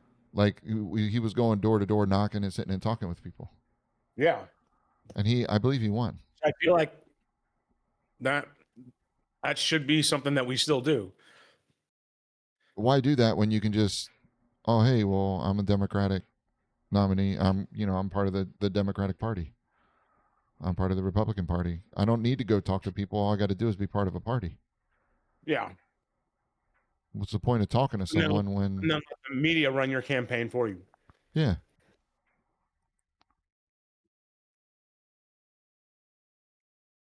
But yeah, it's interesting that, I mean, I don't know that anybody does that anymore, but maybe they do, maybe they don't.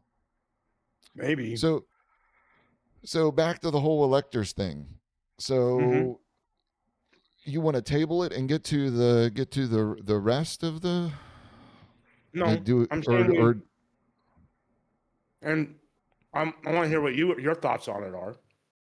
But I or think, electors. yeah. I mean, if you're if you look at it from the perspective of, if we're talking, this is only for the president. Hmm. This is only for that office. I think we need to do more reforms in our election process across the board. But Agreed. for, you're talking about someone that is supposed to represent the people. I mean, that's what But all of our on a government is supposed day-to-day to. basis, he's supposed to represent the will or execute the will of the people.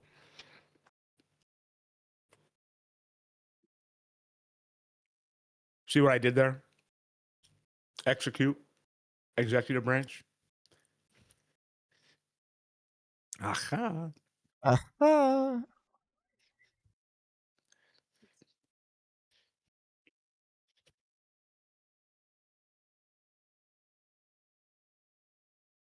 I mean, the question is do you trust the people?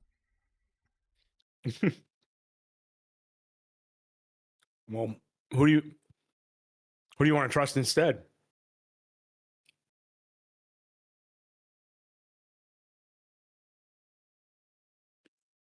What are our options?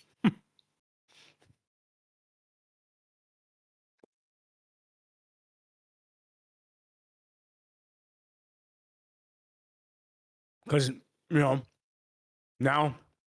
now we're going to our offline AI conversation. I feel like, yeah, we'll just put an AI in charge of the executive branch.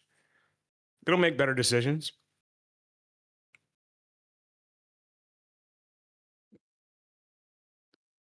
So we've only had one, two, three, four presidents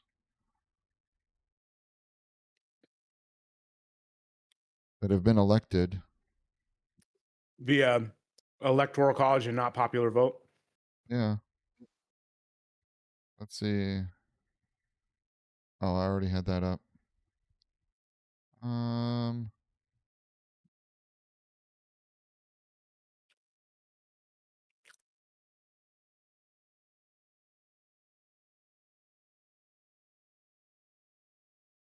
so Adams, Hayes, Harrison, Bush, and Trump. So there's only been five.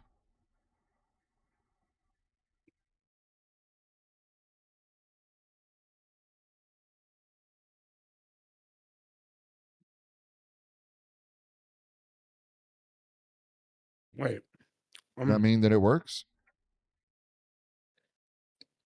I don't know. What's 200? So you're looking at 240 plus. So you had. Am I doing that right? No, that's I four is How many presidential elections we've had? 60? 61? Well, we've had 47 presidents. I'm guessing somewhere around, yeah. I'm guessing somewhere around 60 presidential elections. Because 240 years, 4 years, 60 times 4, 240. If you take out the people that have, Been elected twice. I'm just yeah, saying the number of elections. So that means that we've had 5 of these elections and 3 very recently. That means 5 out of 60. 3 very recently. Yeah, because you got Bush, Clinton, Clinton and Trump, and then Clinton. what was the? Clinton won. No. Clinton. No, I'm talking about Hillary. Oh, yeah. The only one Hillary in recently 2016. was Bush and Trump. I thought it was 3. Nope. My bad. Bush and Trump. Anyway, 2 very recently. Yeah. Yeah, the 2016 and then 2000.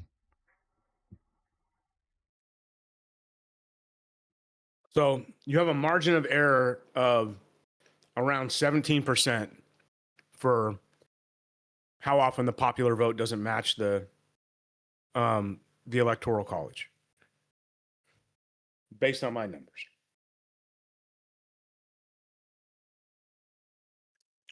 So, That's not great. I mean,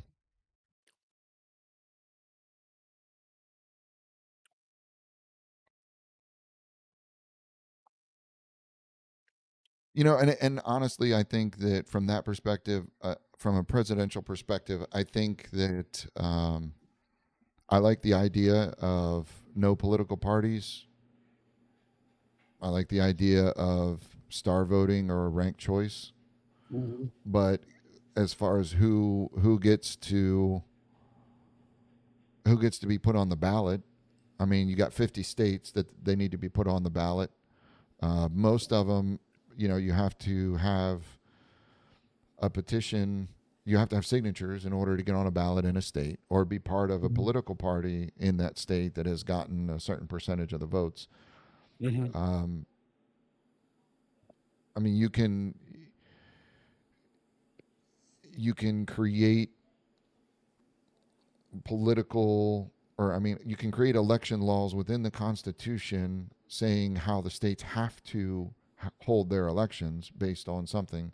You can do that in a constitution to rewrite all of those laws. But how do you effectively?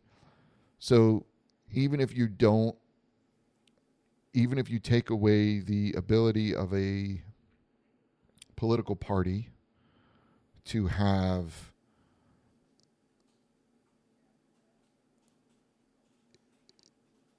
so even if you take away putting a political party on a ballot, you're still going to have political parties organize to get the name out and or get that does that make Yeah, sense? it does. No, even if you try to keep the political parties out of it, the political parties are still going to fund candidates. They're still going to put certain candidates up. Like well, which one? Like I know when I go to polling places, you literally have both of the major parties there saying these are the people you need to vote for. Like they have printouts of the thing and say these are the people. Like, and there's people in there that don't have political parties associated with them because they're not allowed to. Yeah. But they still hand out the thing that says, hey, you need to vote for this person.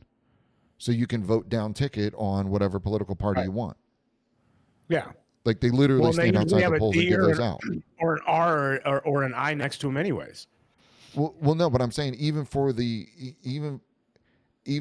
positions, either whether it's local or state or whatever, I think it's local and also judiciary. Like judiciaries can have an affiliation. Like if you're voting for a particular judiciary position within the state, they're not allowed to Yeah. have a political affiliation. But when you go to the polls and you have your, hey, we're the Republican Party, we're the Democratic Party, here's a list of who the people you should vote for. Guess what? They tell you which Judges? which judges to vote for, which judiciary Yeah. positions to vote for. So you can take away the fact that you put that on an election ballot. Mm-hmm. You can strip all of the things, all of the political affiliations off of the election ballot, but it's just going to make it's what is it, like extra steps? It's slavery with extra steps. You're still going to have the people outside of the election, the election places with the papers that say these are the people you need to vote for. Does that make sense? Like it doesn't matter how much you remove the parties, the two-party system out of your. You need a more informed and a more engaged voter base at the end of the day. Yeah. I mean, even if you remove the requirement, like you can't put in a political affiliation on the ballot, the political parties are still. There's still going to be people campaigning at the polling places. I don't disagree with you. Yeah. Well, not even that. You're still going to have political parties that are going to work to get their candidate on the ballot. Like, I mean, I don't know. I don't know if there's anything necessarily wrong with that. It's just that I don't think there's anything wrong with it. I just don't know. There should be more parties, and there should be more. That is what I'm. Yeah. How do you? And that comes from getting a presidential candidate on a ballot. The easiest way to get a presidential candidate on a ballot is to have them be affiliated with a political party, because they know all of the ins and outs of how to get this to happen, and they have the political party, rather than that one person having to go to 50 states to get 5,000 signatures in each state and to get that done. The political party takes care of all that. Yeah. The machine. Yeah. Gets and then it gets them on the ballot. Yeah. And they don't have to have a Democrat or a Republican next to them. Hey, we just want to remove the party identification. If you identify with a political party, you're going to be removed from the ballot. Like you could literally put that in the Constitution. If any candidate identifies with a political party, they are to be removed from the ballot. Boom, done. Hey, we've gotten rid of all political parties. Right. Political parties don't exist anymore. I can't. But you know what I'm saying, like. And you're down the rabbit hole. Like I mean, and I totally get what you're saying, and I'm not saying that that's not what it would end up being, where it's just somebody trying to circumvent the rules, trying to find the loopholes and figure out the best way to game the system.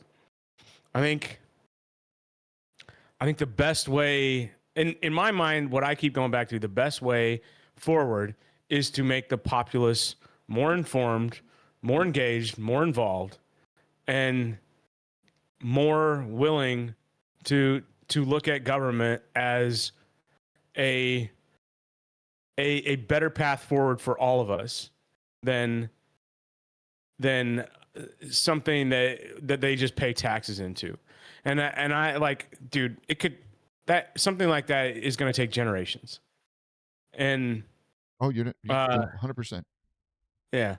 And so that now that I've said that, I'm asking myself the question is like, okay, well, what can we do to make changes now to make a difference to move things forward in that direction? So this is where you can help with that, because if you take away the identity of the first step in that would be to remove political affiliations from every election ballot. Okay. Because what you're doing is you're taking in, because people don't, a majority of people, I don't want to say everyone, a majority of They come to people, the ballot box and they're like, "Oh shit! Now I don't know who to vote for. I actually have to make, I have to go and make my own informed decision." Yeah, which I get what which you're saying. which that is the first step, because again, you have people outside of the election, of the polling place, that they're going to have the sheets, the actual, they look like ballots, and they tell you who to vote for.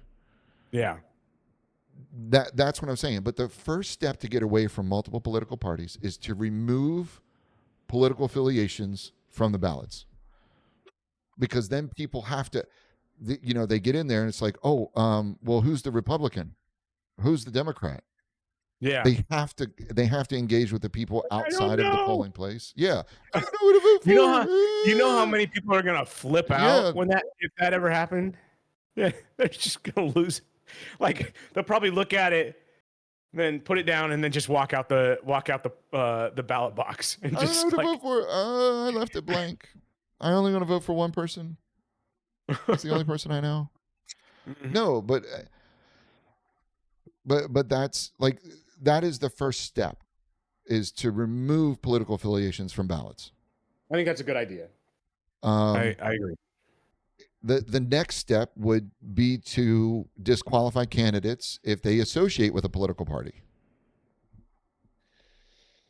If you want to get rid of a party or a partisan or whatever, because that's what people naturally do. I mean, you can look at the studies, you can look at whatever, people Well, at the end of the naturally day, yeah. naturally form groups of like-minded individuals. Evolutionarily, we survived together. We survived by banding together and splitting up work and protecting each other. And so, yeah, it makes sense that we would do that politically and in every other Here, aspect of life. here you go. They did a there's a video on this, of they did it in a classroom, and I'm sure that they've done it many times since then, to where the teacher, you know, to show racism, they Yeah, basically they said, everybody with blue eyes, you are the chosen ones, you are the ones that are better than everybody else. They did that for, like, a day or two, and they watched all of the people with blue eyes kind of come together and gang up on the, oh, you're a brown eyed, you're not as good as yeah, us. And then the next day, what did they do? She said, guess what, blue eyed people, y'all suck. Brown eyes are the way to go. Like, they're the ones that, are the better of everyone. They, all of this stuff. And the blue eyed people are like, what are you talking about? It's not fair. Me. Why the brown eyed people get all the special treatment? Whine, whine, whine. And it's, so mistreated, like yeah, it's me. underprivileged. It's not fair. They get all the cool snacks. It's not right. But but no, but it's the same thing. Like, people are going to find a way to create groups of like-minded individuals. That's what we do as humans. So if you want to take that out of the political system, if you want to get rid of that, the only way to do that is to tell people, sorry, but you got to identify as nothing. Yeah, you're going to be known for your acts and what you say, Correct. not by which You part of your you can't affiliation. identify as a man or a woman. You have to identify as non-gendered, non-binary. Sorry about your luck. There you go. You're not allowed to identify as anything. You have to be an amorphous blob. That is what you are now. You're an amorphous blob that does the will of the people. Screw you. That's all you are. But I mean, Wait a second. there's still going to be. We're only allowed to elect AIs now. Because hey guys, come on. Let's just move forward 100 years and let's just put the AIs in charge now. Screw it. They'll do a better job than a person, anyways. I mean, Okay. Hey, we're done here, Josh. There's no reason for us to talk anymore. fixed Just put it. the AIs in charge. Yeah. We're good. Yeah, I like the idea, but you know that people are still going to organize. They're just going to do it in back rooms and Correct. like and in cigar clubs or wherever. Like you know, You're still going to have the um, people with the money organizing, and because they're the ones with the money, so they're going to be the ones doing the campaigning. They're going to be the ones that are putting. And even if you tell the candidate you can't identify with any group, okay, yeah, cool. The people with money are going to be able to put their candidates out there more, get more, whatever. And even if you say, okay, cool, no more public or no more private funding, you each candidate gets $5 million. Okay, well, how do you choose which candidates get the $5 million? It's all public funding now. I guess We it's we true. have I'll a decide. do what? I'll decide. It'll be There you me. go. We'll have Yeah, an AI decide. That works. Or Josh, yeah, one or the other. yeah, um, if somebody wants to run for office, okay, well, in order to qualify for public funding for office, you have to get 10,000 signatures from each state. Cool. Who does that benefit? That benefits the barrier of entry is organization. yeah. And what does it take to organize? It takes money. Money. Yep. Yeah, but if you want to qualify for the public funding and that's the only funding that you're allowed to use, if you can't use private funding, okay, well, how do I want to run for president? I need to organize and get all of these signatures. So I need money in order to make that happen. So how do I qualify for the money? Yeah. Well, I feel like we got to come up with something because we're just running ourselves around in circles at this point. At least that's what it feels like, anyways. Like I don't know how you're feeling about it. Where it's like, what's the solution? What's the variable in all this that balances the equation?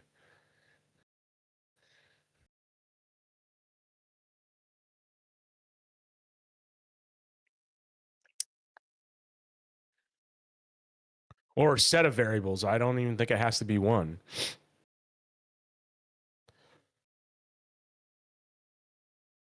So we were both in cybersecurity. That's true. And what was the one variable that always ruined everything? People.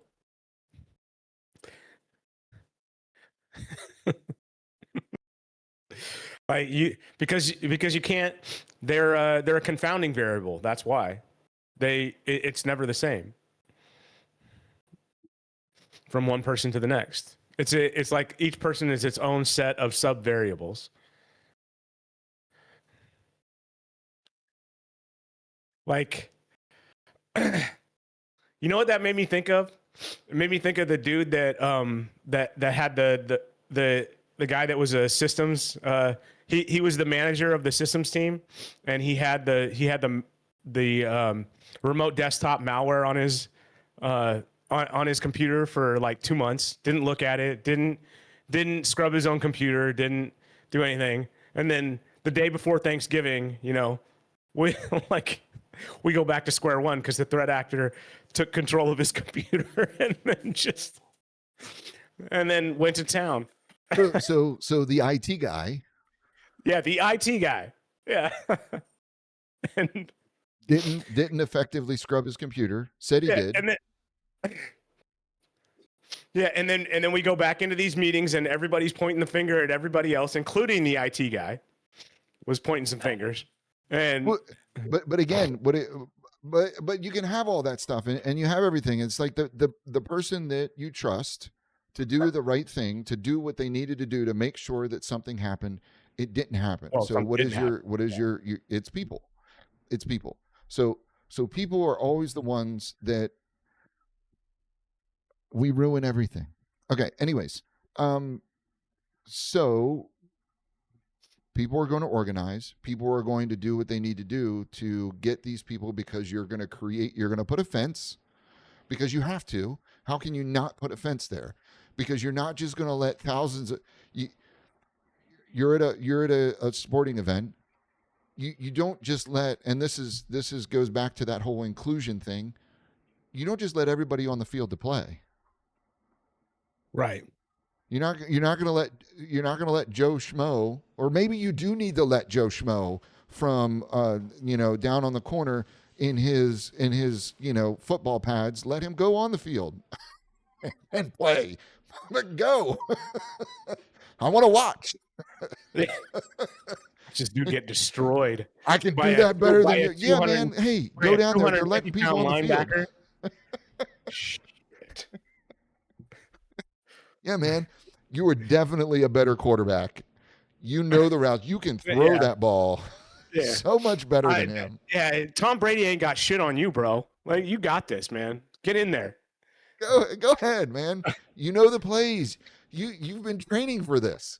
Go. And as the linebackers, part the seas so that the other team.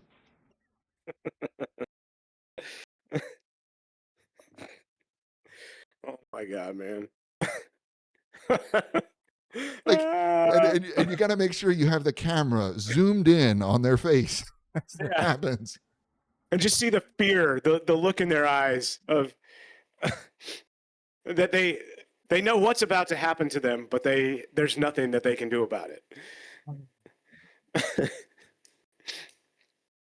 So again, to our point, okay, we say, all right, well, there's you want to there you got to have a bar, a certain bar for entry, or you got to you got to be this tall to ride, whatever. And I think the point of that is that it's never going to be 100% fair. But let's try something, and let's try something different. I'm not even talking about fair. I'm like, Okay. we're taking the elections out of it. We're getting back to the point of, okay, yeah, do popular elections, do whatever, but the people that are, how they get chosen to be on the ballot. Like, okay, you can qualify for public funding. You can qualify for $5 million to run your election, to run your campaign for election as president. Public funding only, no private funding. That is going to be, if you want to take all of the political parties, if you want to get rid of all that stuff, if you want to get rid of the ability for corporations or money, if you want to get all of that out of politics, public funding only. You have set amounts for each thing for each, $1 million for a senator, $500,000 for a House of Representative, $5 million for president. Arbitrary numbers, don't care, it doesn't matter. It could be 10 million, could be 10 billion, could be whatever. How do you qualify for the money? How do you qualify for the public funding to be able to run your campaign? If you want to get private finance, if you want to get private companies, if you want to get all of that out of government, if you want to get the money out of government, how does your average person qualify for public funding to run for those offices? Because if you can't do private funding, the only people that are going to be able to go and do those positions are people that have money and time.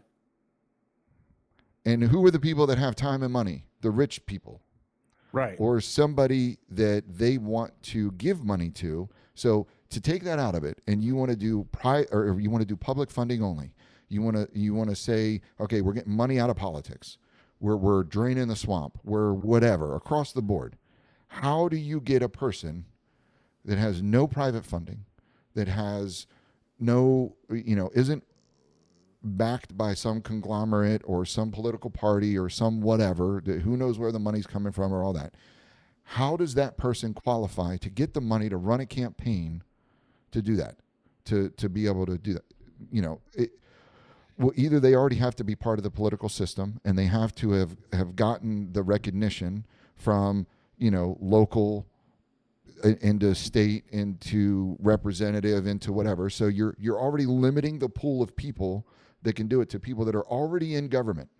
So it would have to be a life choice, right? It would have to be a life choice in order to be able to get to this point. Because you can't have private funding, you can't have any of that stuff. So you would have to start at the bottom, at the state and whatever, to get your name out there, to qualify for to have the enough people to say, hey, yeah, we want you, and you have to be familiar with it.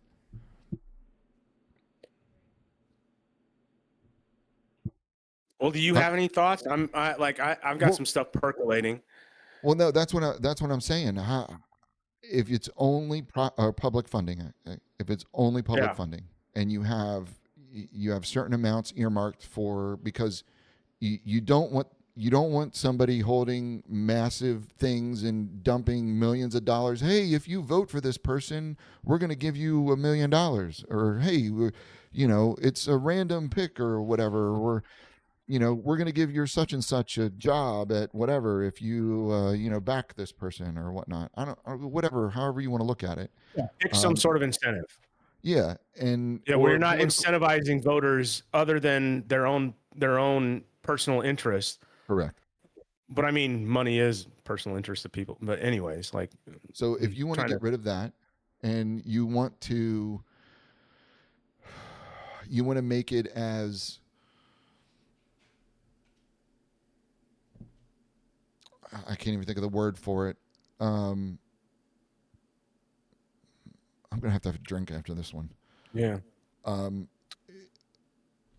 If you want to make it to where you remove all of those, if you remove all of the outside forces that are incentivizing people to not vote for the people, or to not vote what's best for the people, but best for a business, best for whatever. You take away political parties, so you take away the ability for people to organize. People are still going to organize. You can't stop a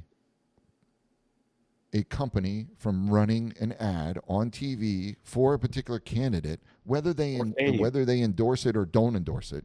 Like, well, they only, you couldn't do slander and all that stuff. It's illegal, but you can't stop a company from running a political ad on TV commercials. It's all private.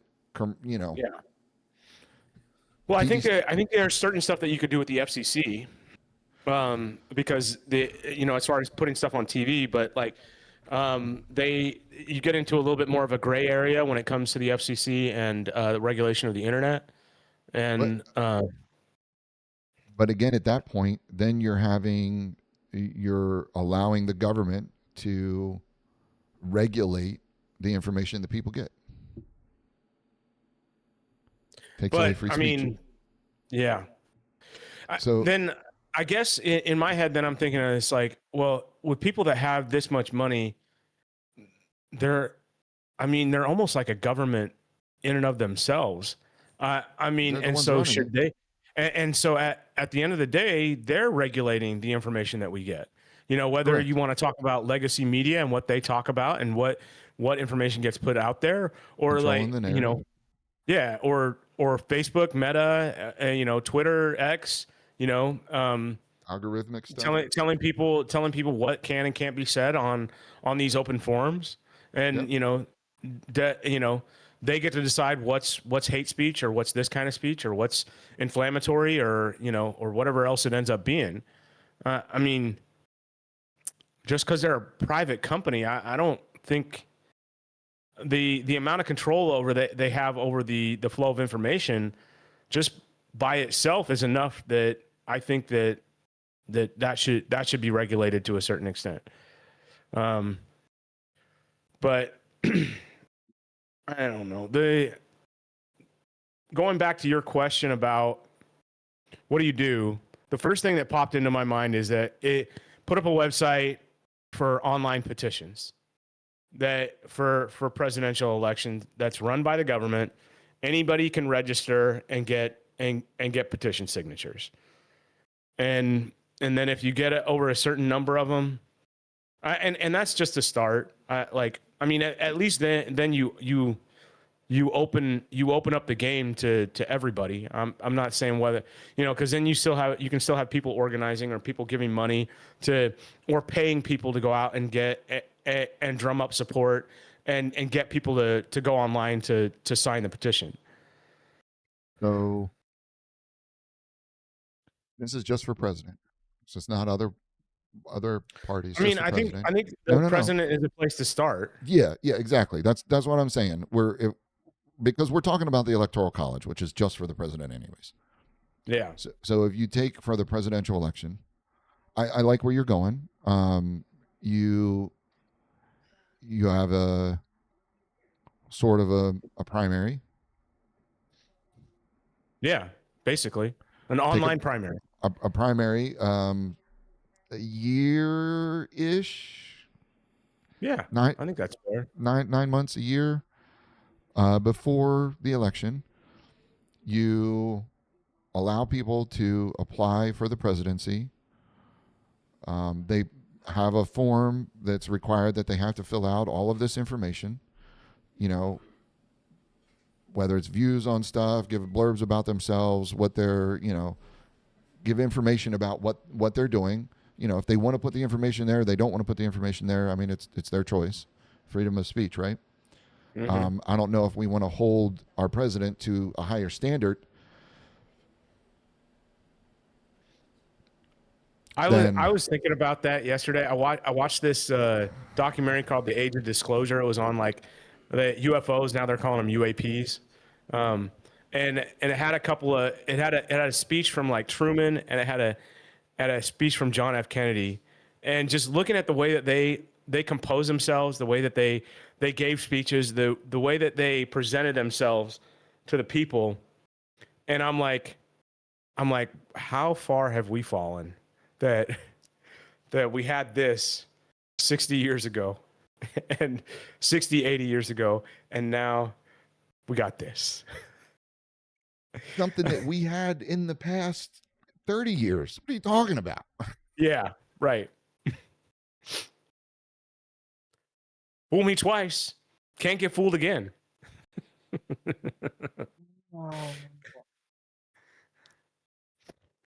And I'm not saying that every president should be like the perfect orator or have the answer to every single question, or that they can't get stumped, or that they can't get confused while they're, up there talking to, hundreds of thousands, if not millions of people, if they're being, broadcast. That's a lot for anybody. But I honestly, there's only one word that I can think of that really encompasses all of what, and it's respect. Yeah. Whether it's respectful or respectable or has respect, or what, it's just that one word. Just towards others, towards themselves, towards whatever. Just have a modicum of respect for the people, and maybe your just country. a little bit of compassion for humanity in general. I mean, that's a whole other thing. I'll start with just give me the respect. Man, you don't have to have compassion. Well, just actually. You got to start somewhere. I mean, be respectful and be respectful of other people's. I think compassion falls under that whole respect thing. Yeah, you're not wrong. Okay, but so we have an online petition, opens it up for whoever wants to run for president. You take you're going to give 30 days, 60 days ish for people to accumulate signatures under their respective person. You take the top 3, 5, give them public funds to run their campaigns. You think top 5? Yeah, I mean, I think that's 3. I would say 6, 7, but it's kind of a thing. But what do you do? Like, okay, $15 million a year spent on, or $15 million a year, $15 million every 4 years spent on, or I mean, if we do every 6 years, spent on, presidential campaigns. 3 candidates get to go, top 3 candidates for from the presidential online petition. Three, I was five. Give more options. Five. I You don't can even care do about the money. I just like the idea of, in well. my No, no, head, I'm thinking the more people we get on the stage, the more that's ideas get out there. well. And the That's what I'm saying. You know, three versus five. I mean, five choices is a lot for some people. true. They have a hard enough time with two, let alone Right. five. I I go out with some or ask somebody what they want to eat, and they're like, and I oh, give them two choices. They can't even decide on that. exactly. You know, Hey, I really and wanted to go to that it's like, hey, place. by the way, I'm hungry. You'll Like, never guess where we're going out to eat. Really? no, Yeah. I I mean, won't. it's like your favorite place. You can't guess it. And then the first place they guess exactly. That's exactly where we're going. I needed to go get gas down here first. I know it's the other way. I just needed to get gas. Yeah, there's a gas. I like this gas station. It's yeah. No, but so between 3 and 5, give 5 million, Yeah, 10 million. I don't know, $20 million. I mean, it doesn't matter. that's fine. $10 million is a drop in a bucket compared to the $100 billion we're given. To pull off people off streets.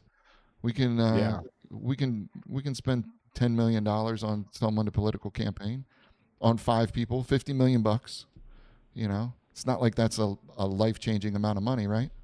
Um, it is for some people.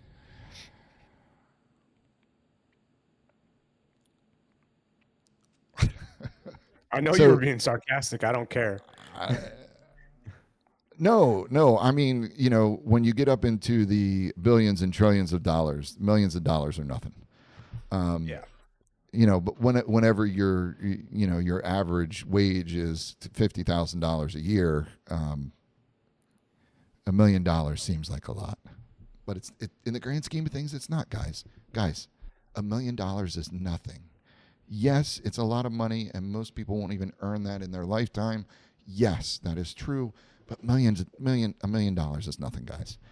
20 million, 50, it doesn't really matter until you get into the trillions of dollars. That's when money starts to matter. yeah, You heard it here first. Anyways, down. um, okay, so you got the five. You got the 5 people. You got the 5 people that get the most votes on the online petition.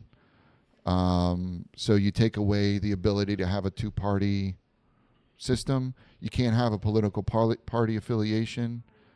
If you mention you're associated with a particular political party, seems Hmm. about right. Close enough. Yeah, it's Freudian, I think, is what they call it. Yeah, Freudian slip. If you're, do you allow to say you're associated with a particular party? I don't know that it matters if you do or don't from that perspective.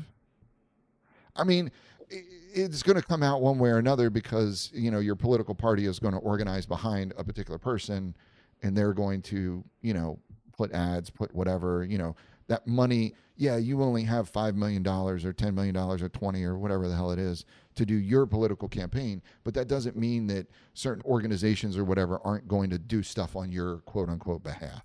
You just can't be associated with them because that never happens. Um, but does that seem It's a start. I don't know. I think it's somewhere to jump off from. because you get 5 people and then you could do sort of a ranked choice or Yeah, star voting yeah, from that and perspective, so everybody has an equal chance. Um, you don't have political affiliations on it, and then I think if you can do that with the presidential election, like you you could probably do that with the other elections too. yeah, I don't see why you couldn't. yeah. You could trickle it down. I think I agree with you. I think it's a good spot to start from. I like that. Yeah, at least And get you, people talking. I mean, because you're going to require people to go online, and then you're going to get the top 5 people. So if one person gets 50% of the votes, if the second person gets 30% of the votes, and the fourth person 10%, they're still going to be on the ticket because they're the top in the top 5. Yeah. You know, so you're still going to give equal representation of those people. And if you do star voting or ranked voting or those different type of votings for popular vote for those, so you handle the ability for you handle the gatekeeping for the people to get into it. You give them 30, 60 days to accumulate signatures. After that period of time, the top 5 or top whatever people get the funding, get the public funding, and then they can run their campaigns. And then you're going to, so everybody knows there's, a maximum of 5 people you're going to have to choose from. Maybe, I don't, no, I think 5 is good, a good number. Because if you do 3, it's kind of going to be one versus the other, and the other person's left out. You know what I mean? Yeah. I think The third 5 is wheel. a good.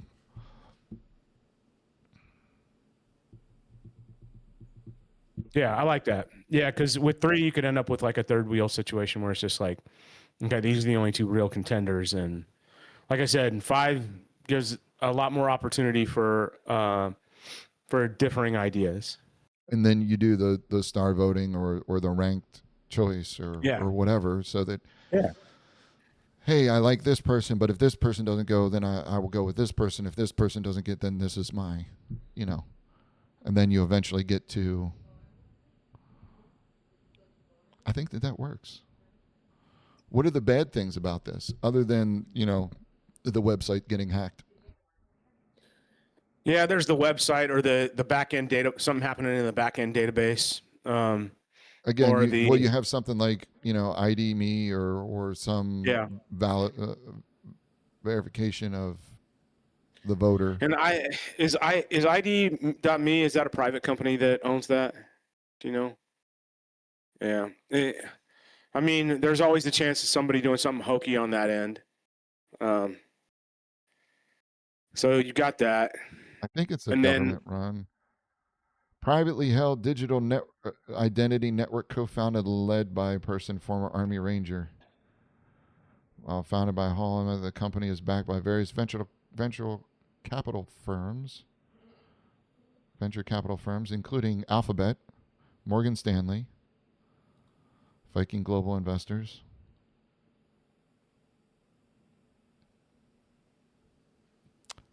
It yeah. is not run by the government.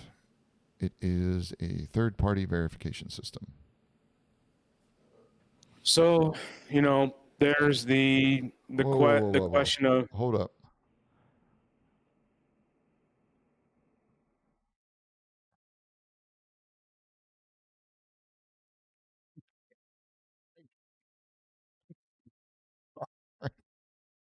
Oh, oh, jeez.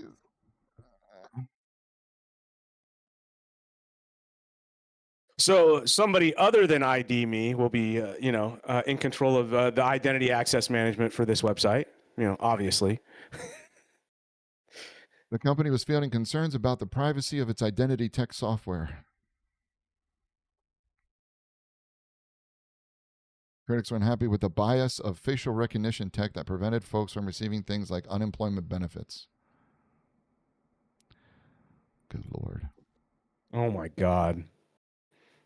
And this is why we can't have nice things. In response, IDME said that the 400 billion number, whoa, whoa, whoa, whoa, pointed the committee towards an estimate from the Heritage Foundation, which actually referred back to. Well, and that's the other problem too, is right. Like now you've got like deep fakes and different things, and uh, their identity, and so is their identity verification? Is it a reasonable barrier to actually validate that somebody is who they say they are?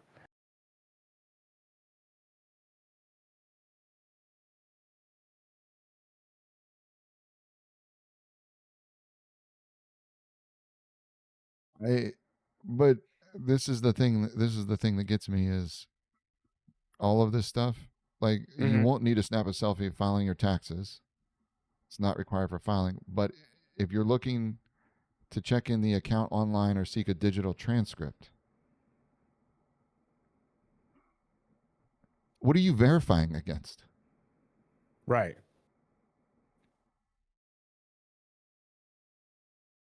This is the thing that gets me on all of this, like photo identification or any of that stuff. What are you verifying against? Yeah. Like you can go to the you could go back to each state's DMV and say, hey, you need to give us all of your driver's license records with photos and information and all that stuff. But And then even then, that that stuff gets, can be faked. well, if if you go to the DMV and you have to provide the documentation of like a real ID or whatever, and they take your photo, and then that photo and your information is then passed along to the government. If it's only done from when you're at the look, anything can be faked. Any digital anything can be faked. It can Sure. all be faked anywhere because it's held in a database and people have access to that database to change stuff. That's what hacking is. There's, you know, until you get into paper things, and even from that perspective you can pay people to change paper stuff. Look, you're always going to have a percentage of Well, and I think there's things that you fraud. can do in cryptography and and stuff like that where you could validate hashes or things like that. But even then, it's I don't think that's a guarantee. No, Like but how that's everybody and you remember how everybody was talking about NFTs for a while. You know, same sure, same idea. Yeah, not sure. NFTs. Yeah. non fungible tokens. Do you Uh-huh. remember? Oh yeah, Yeah, yeah. Yeah, exactly. Let me spend 200 some $1,000 on this paint image. yeah. That has an NFT in it that that validates that I have the only one. Yeah, there's not no none of these other ones exist Yeah, until somebody puts the same thing up and gives it its own NFT. yeah, Which one's the real one? Uh anyways, well mine was created first. right. Um no, but again, so you're always going to have the ability for hackers or whatever. We know this from the IT space. That you're going to have some IT manager that is letting the hackers in on their computer. I mean, that's Yep. so it's one of those things that they're constantly going to be trying to come up with better ways to securely maintain information, to securely store information that can't be changed, and whenever it's put in, it is what it is, and it can't change from there. It has to be But then immutable. immutable. So, I mean, you say immutable to someone, and they're like, "Huh? Right. Mutates? What? Teenage Mutant Ninja? What?" Yes. Uh, so from that perspective, data that doesn't change, yes, but you can always put in new data to overwrite the old data. Like, which is the real data? You're always going to have an ability to update, because if you can't update, then you cause your own set of problems. Um, anyways, so if we're talking, and that's just one piece of this for the voter, you know, Yeah. voter So authorization and we stuff like that. so we have to put some sort of identity access management in place, but we don't need to sit here and argue about What who's or going to be how? doing it or what, how. Exactly. Yeah. But I like your idea of, I like it. I like, hey, I wonder who's running for president this next election. Right. Let's go And to all the I got to do website is and go. find out. Yeah. Yeah. Let's go to the .gov website and we can look what we got to choose from. I, I mean, it sounds so novel, right? When do you think we'll get our first AI? President? You I know, don't know. people, 100% that there's going to be some person somewhere, some whatever that is going to create an AI I mean, they're already doing it with music and all that stuff. Yeah. Creating an AI to run for president. Yeah.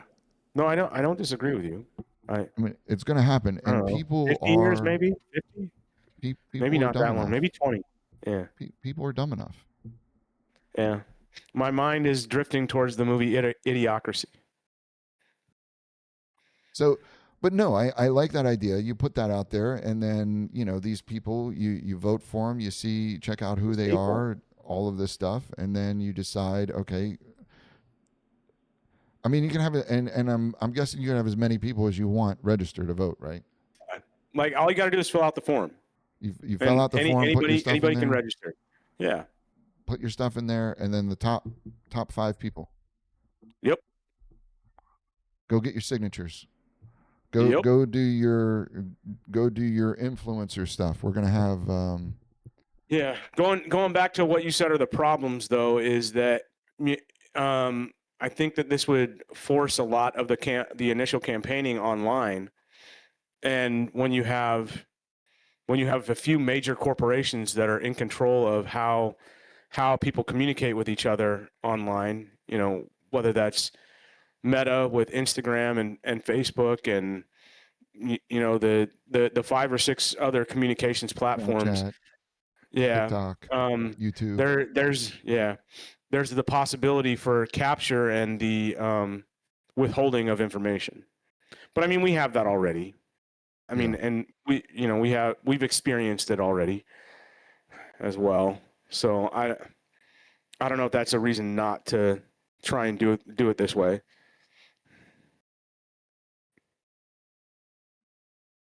I mean, it presents its own problems. A different set of problems. I agree. Yeah, but it also, I mean, it also allows your political affiliate, your political parties to still do their thing. It's just a different way for them to organize. They'll organize behind a candidate, and they'll get the, you know, they'll get the, the word Get all out. the However, they're going to influencers do to it. push out and say, "Hey, go to this .gov webpage, vote for this guy. He's Vote, my, vote for or he or whatever. she is um, my chosen candidate." Yeah, But it allows the ability for other people. It doesn't make it to where it's like, hey, you're either voting Democrat or Republican. Those are your options. yeah, Democrat or Republican. Those are your yeah, options. There's going to be at least 5 people that are going to get the ability to campaign, 5 people that are going to be on every state's ticket, 5 people that, yeah. whatever it is. And did we decide on I know that this was a thing. 4 years, 6 years, 1 term, 4 years, 2 terms. We Let's never do 6 years. I'm six not. years. Yeah, Yeah. 6 years, 1 term. Oh, what am I doing? Whoa. Um. So 6 years, 1 term. Online poll for primary. 5 highest on ballot. Mm-hmm. What are we doing? Figuring out money. How much if we do public funding? Do we do it? Do we say set by Congress? Yeah. No, and then maybe no. We put constraints on it. No more, no less. No more than 1% of the GDP. Yeah. There you go. What's the GDP right now? Like 1 billion? Or no, I mean like almost a trillion.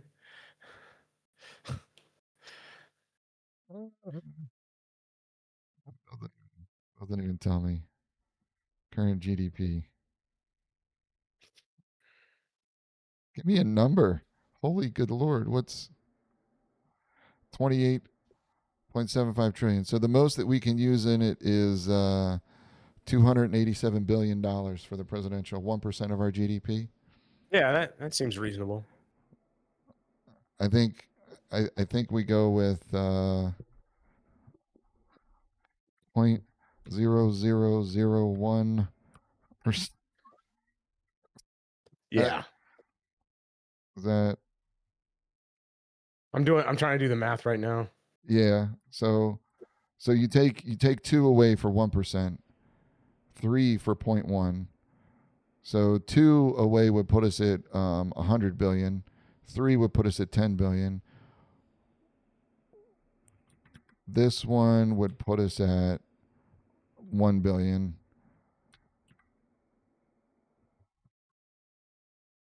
That would put us at 100 million. That would put us at So I think you do 2 zeros and a 1. 2 zeros and a 1. That would put us at $1 Yeah, billion. because that would put it at 28 million, unless I missed some zeros. I did miss some zeros. Yeah, you did. Yeah, you Yeah. did, sir. Yeah. So if you take, my gosh, that's 100 billion. Okay, wait a second. No, we did 28 trillion, right? Is our current GDP right there. Okay, so we did, so that is 280 million. so So do 5 zeros. 5 zeros and a 1 puts us at 28 million at the max.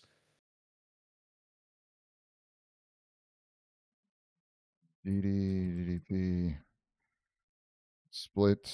I mean, we could. We actually no. Right, rather than do GDP, why don't we do budget? Would budget be better than GDP? I mean, either one works, I think. But does Congress even pass a budget every year now?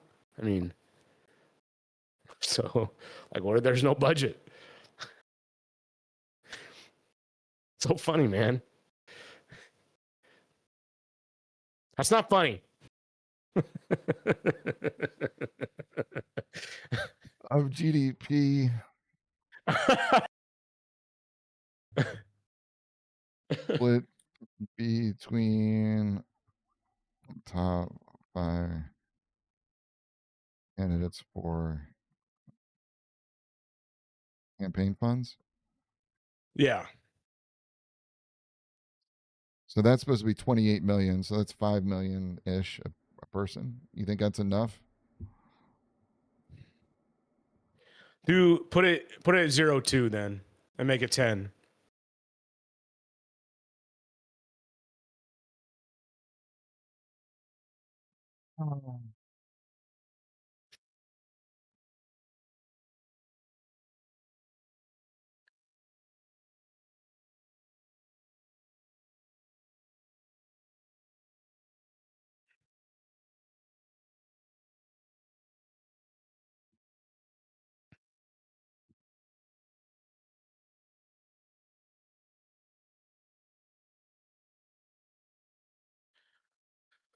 But and then again, what I'm thinking is like, what's to stop people from doing privately funded ads? No, that's what I'm saying. You can't stop that.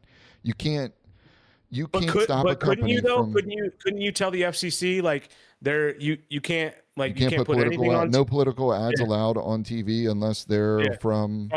funded through the public campaign fund. I mean, you could. So presidential candidates raised $2 billion and spent approximately 1.8 billion in the 24 months of the 2023-2024 election cycle. That that upsets me. Just Congressional on its face.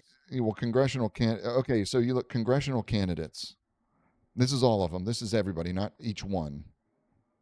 Got approximately $3.8 billion and dispersed $3.7 billion. I just think about that and it's like that amount of money, what could it have gone to and what problems could it have fixed rather than getting these people don't even that's a drop in the bucket. I mean, we were spending what, I don't know how many $1 billion a day over the past 3 weeks. Whatever, dude. $3.8 billion over 2 years. Nothing. Peanuts. We're spending that in hours. I still don't like it. I didn't say I like it. I don't like it or approve it or whatever. And therein lies the problem, right? It's like, it's not that much money. Okay. Okay, But when so people here are you go. making, Here you go. Look at it. So if you're looking at this from activity from January 1st, 2023 to December 31st, 2024, PACs, political action, committees, $15.7 billion dollars. billion dollars. $15 billion for political campaigns from the PACs. Hey, you remember how you were saying that, people should be allowed to get together and put money into things and come? Yeah, $15 billion. I'm saying that they should be able to organize. I'm not saying that they should be able to take all of their wealth, all of their power, and throw it against a particular party. They should be allowed to organize, strategize. It's only $46 a person. Man, that's lunch. It's one lunch per person in the U.S. It's nothing. Now divide it by the number of elected officials. So let's just talk 537 elected officials. So you got the president, the vice president. No. Hold on. No. That was just the congressional candidates for 2024. That's not all of them. Oh, the congressional candidates. So that's a third of the third of the House and a third of the Senate. No. I don't think it's a third of the House. Is it a third? It's every 2 years. A third of the House goes up every. Oh no, the House gets elected every 2 years. Everybody in the House, right? I don't think it's everybody in the House. I think they stagger the House too. I know they stagger the Senate. I think the House is every third, and then didn't we just go over this? I could have swore we just went over this. So 157.44.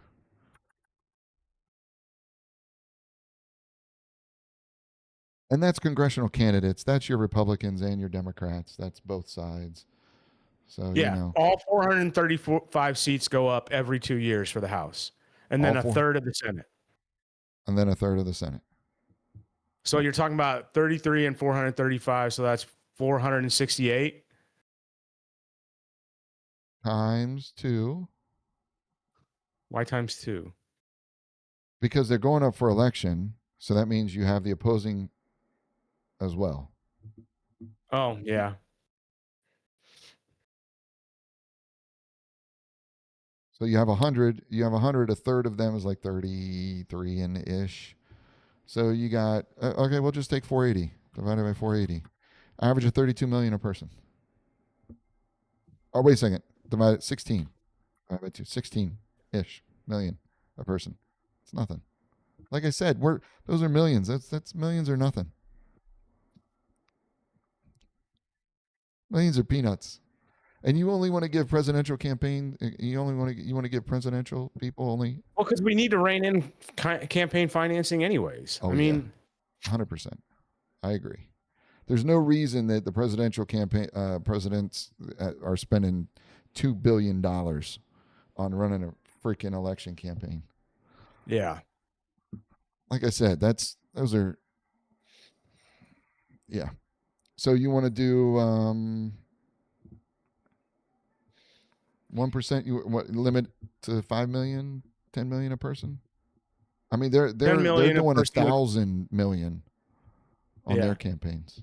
Well, 10 million would be that number times 2. So you on change average that right now. Yeah. Yeah. So do we give them 100 million, or you think 10 million's fine?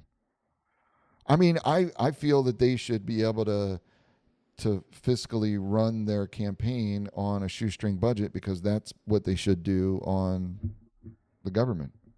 Yeah. Right? I agree. They need to figure it out. Yep. But then So, but then, okay, so if we do 2%, what is that, 2 millionths? Be close to 60 million. No, I'm saying what is 2 millionths? What was that? Is that tens, hundreds, thousandths, 10 thousandths, 100 thousandths, or 100 thousandths? Yeah, 200 thousandths of the GDP. What that is, I think. Um, so no, so FCC. I don't even want to say FCC. No political. Do you do radio, or you just do I do TV? it all. I No man, political I ads, billboards, yep, people everything. people campaigning. Uh man, I guess people can make their own billboards. I don't man, I don't know. That's Well, that I mean, we gotta, can political action committees, can people band together to put money into something to hire people to go around and campaign? Ca- Call people? Can you have these yeah. political action committees call people and say, hey, I guess if those people are getting paid, no. They would have to be paid within the public funding campaign. So if that's what you want to do, you got to pay for it out of that. I mean, political action obviously there's a lot to figure out there, or like where the line campaign is. with any funds outside of public,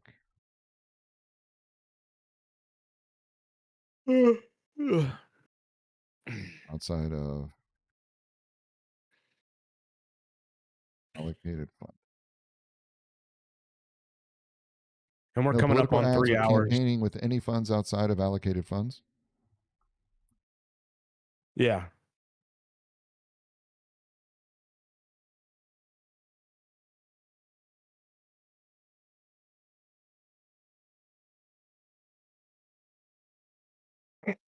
Excuse me. Okay.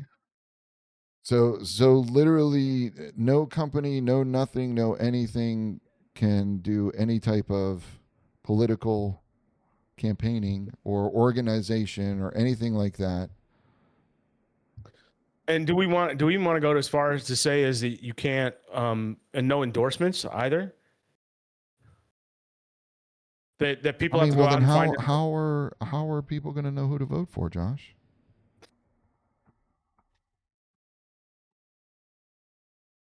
Usually I'm the more sarcastic one in this situation. Like you are laying it on thick today. I'm just saying. Like is there something you want to talk about? Like If Target doesn't tell me who to vote for, how am I going to know who to vote for?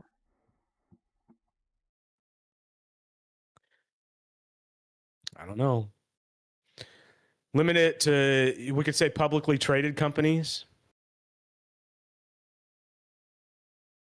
Just say But I no mean, there's endorsements. NGOs that are held privately. I think that I mean, endorsements. I mean, hey, come out publicly or don't come out publicly. They're still going to endorse them privately in some way, Yeah, shape, or form. yeah, fair. Still going to organize. No.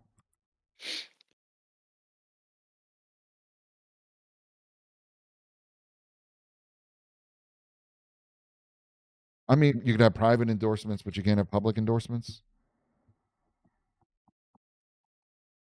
Hey, man, we want you to win. Just don't tell no one. Yeah, maybe scrap the endorsements thing. The more I think Well, about it, it's I'm like, not saying it's a bad thing. and plus at that point you're limiting free speech, too. I mean, so I mean, are you not limiting free speech by not allowing campaign ads? I mean, come on. If I want to yeah, get on TV and say, "Hey, I want to vote for this person," you should too. It's kind of a sticky situation there, sir.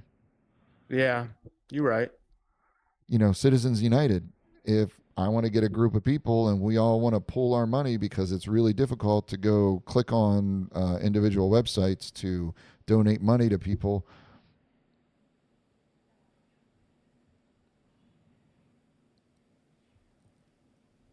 Yeah, I think we just let it stand then. Just the public campaign funds, and then No, but I'm saying like where does free speech stop? Why can't I go on TV and say who I want to vote for? you can. I just can't Yeah, be and paid to so do it. and maybe that's it. Well, I got to pay the TV company. I got to pay the TV company to go on there and do it because they gotta charge for airtime. So they're making money. They can say no, sorry, we don't want you on our TV. Oh yes, we do want you on our TV. Pay for it out of the public fund. Why do I, as a citizen, have to? Why Yeah. why are you infringing on my free speech by saying that the only way that I can go and express my speech is if I use money from this place? Why do I have to use money from there? Why can't I use my own money? Yeah. You're not. I mean, you're not wrong. I mean Yeah, dude, I'm agreeing with you now. I don't. The endorsement thing's a bad idea. Like, and I think it takes us down a bad road. well, I mean the political ads, free speech, man. I should be able to, you're limiting what I can go on TV and say. You're limiting what I can, if I want to buy a billboard and say, this is poopycock, I should be able to buy a billboard that says this is poopycock. Sure. So why are you saying that I can't put a board up that says that I support this person? Dude, I don't have a good argument for this at this point, other than we have to get the money out of politics. Um, Yeah, but that's paying that person for whatever. If a company wants to go and buy a billboard, or an organization wants to go and buy a billboard or buy a commercial or buy a whatever, um, I mean, I agree with the whole thing at the end of the commercial or whatever that says, I'm running for president and I endorse this. Say you require to state where the money came from for that yeah. commercial. Who it was endorsed by? Well, yeah, Yeah. and I think that makes sense. Yeah, you have to say who it was endorsed by. So if you're Nike and you endorse a Democrat candidate that all the Republicans Hey, hate, hey, and hey, then hey, all hey, the hey, hey, yeah, hey. No parties. Get your party shit out of here. or you endorse a candidate and a third of the population is behind the other a different candidate, they're like, well, fuck you, I'm not going to buy your shit anymore. That's your choice. Like I said, Yeah. how am I going to know who to vote for if Target doesn't tell me? I don't know, man. Like, you're just gonna have to figure it out. And I'm not saying this against Target. I could say Walmart. I could say the same Oh thing yeah, about. I mean, it's any it, company. any company. If Shell doesn't tell me who I need to vote for, Right. how am I going to know? If Turning Point USA doesn't tell me who I need to vote for, Yeah, if Erica King doesn't tell me who I should be voting for, Kirk. I'm not gonna. I like how How am I you gonna know? I like how you said a different last name there. Huh? Oh, Kirk. I'm sorry, Erica Kirk. My bad. Yeah. I like the last name that you used though. Yeah. Kind of She probably like to think that. Yeah. yeah. Um. Okay, wait a second. So we got to change this. We got to revise this. Political ads. Any? Wow. All political ads must disclose, and they already have this. Yeah. Where We're just reiterating it. yeah, how paid. Yeah, I mean that's. I mean there's more language in there, but yeah, where or endorsed. All right. Yeah, because I mean, a political, if they say, "Oh, we got $10 million," well, how much is it going to cost me to run a Super Bowl commercial? It's going to cost you $9.999 million, and you're going to have a dollar left over. Cool. I'm going to run an ad during the Super Bowl, and that's going to give me my exposure. Cool. Go for it. Yeah, you do you, buddy. And then all political funds not used are to be returned to, oh my goodness, political fund.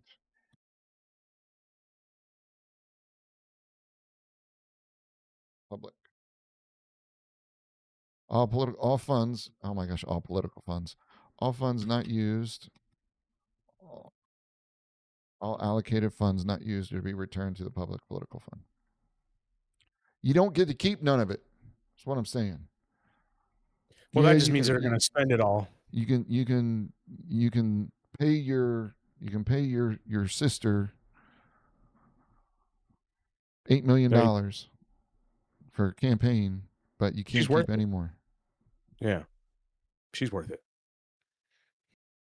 Maybe. I mean, there's got to be something in there to where, about you can't hire your family or whatever to. Yeah, there needs to be some constraints. Does in it there really for matter? Does it really matter? Like, sure, hey, we're gonna get,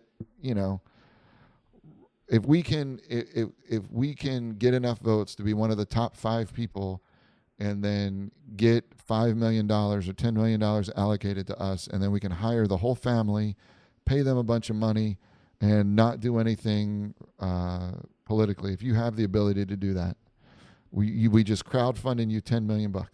Have fun, right? Isn't that how that works? Yes. All right. I think we're about done for today. I think I think we're Agreed. coming. We got it. We've had it for 3 hours. I think we're good. We made a little bit of progress. We figured out the Electoral College. We can actually, I think we can be done with that one. Oh, this is our next one is going to be who can run for president. Okay. Keep that one in the back of your mind for the next week. Who can run for president?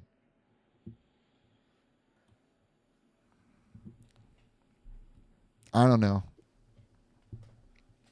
I think the mouse in my pocket would do a fantastic job. We'll figure it out next week. Yeah. Same bat channel, same bat time, same bat place. I think it's about that time, Josh. Yeah. All right, man. Everybody about that time. Stay curious and make good choices. It was great hanging out with everybody and the conversation. Always, every week.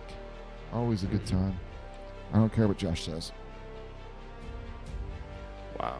Throw me under the bus. It was fun, whether he says so or not. I enjoy these conversations. It makes you think, and it's, not something that we get to do that often. Well, it was real and it was fun, but it wasn't real fun. We all know.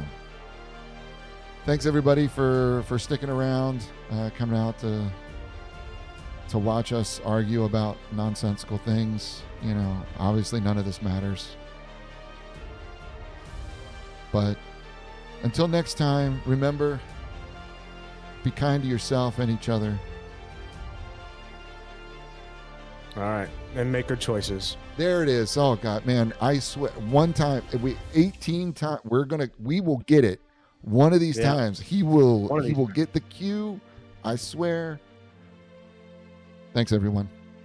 All right. Yeah. Bye. Thanks, everyone.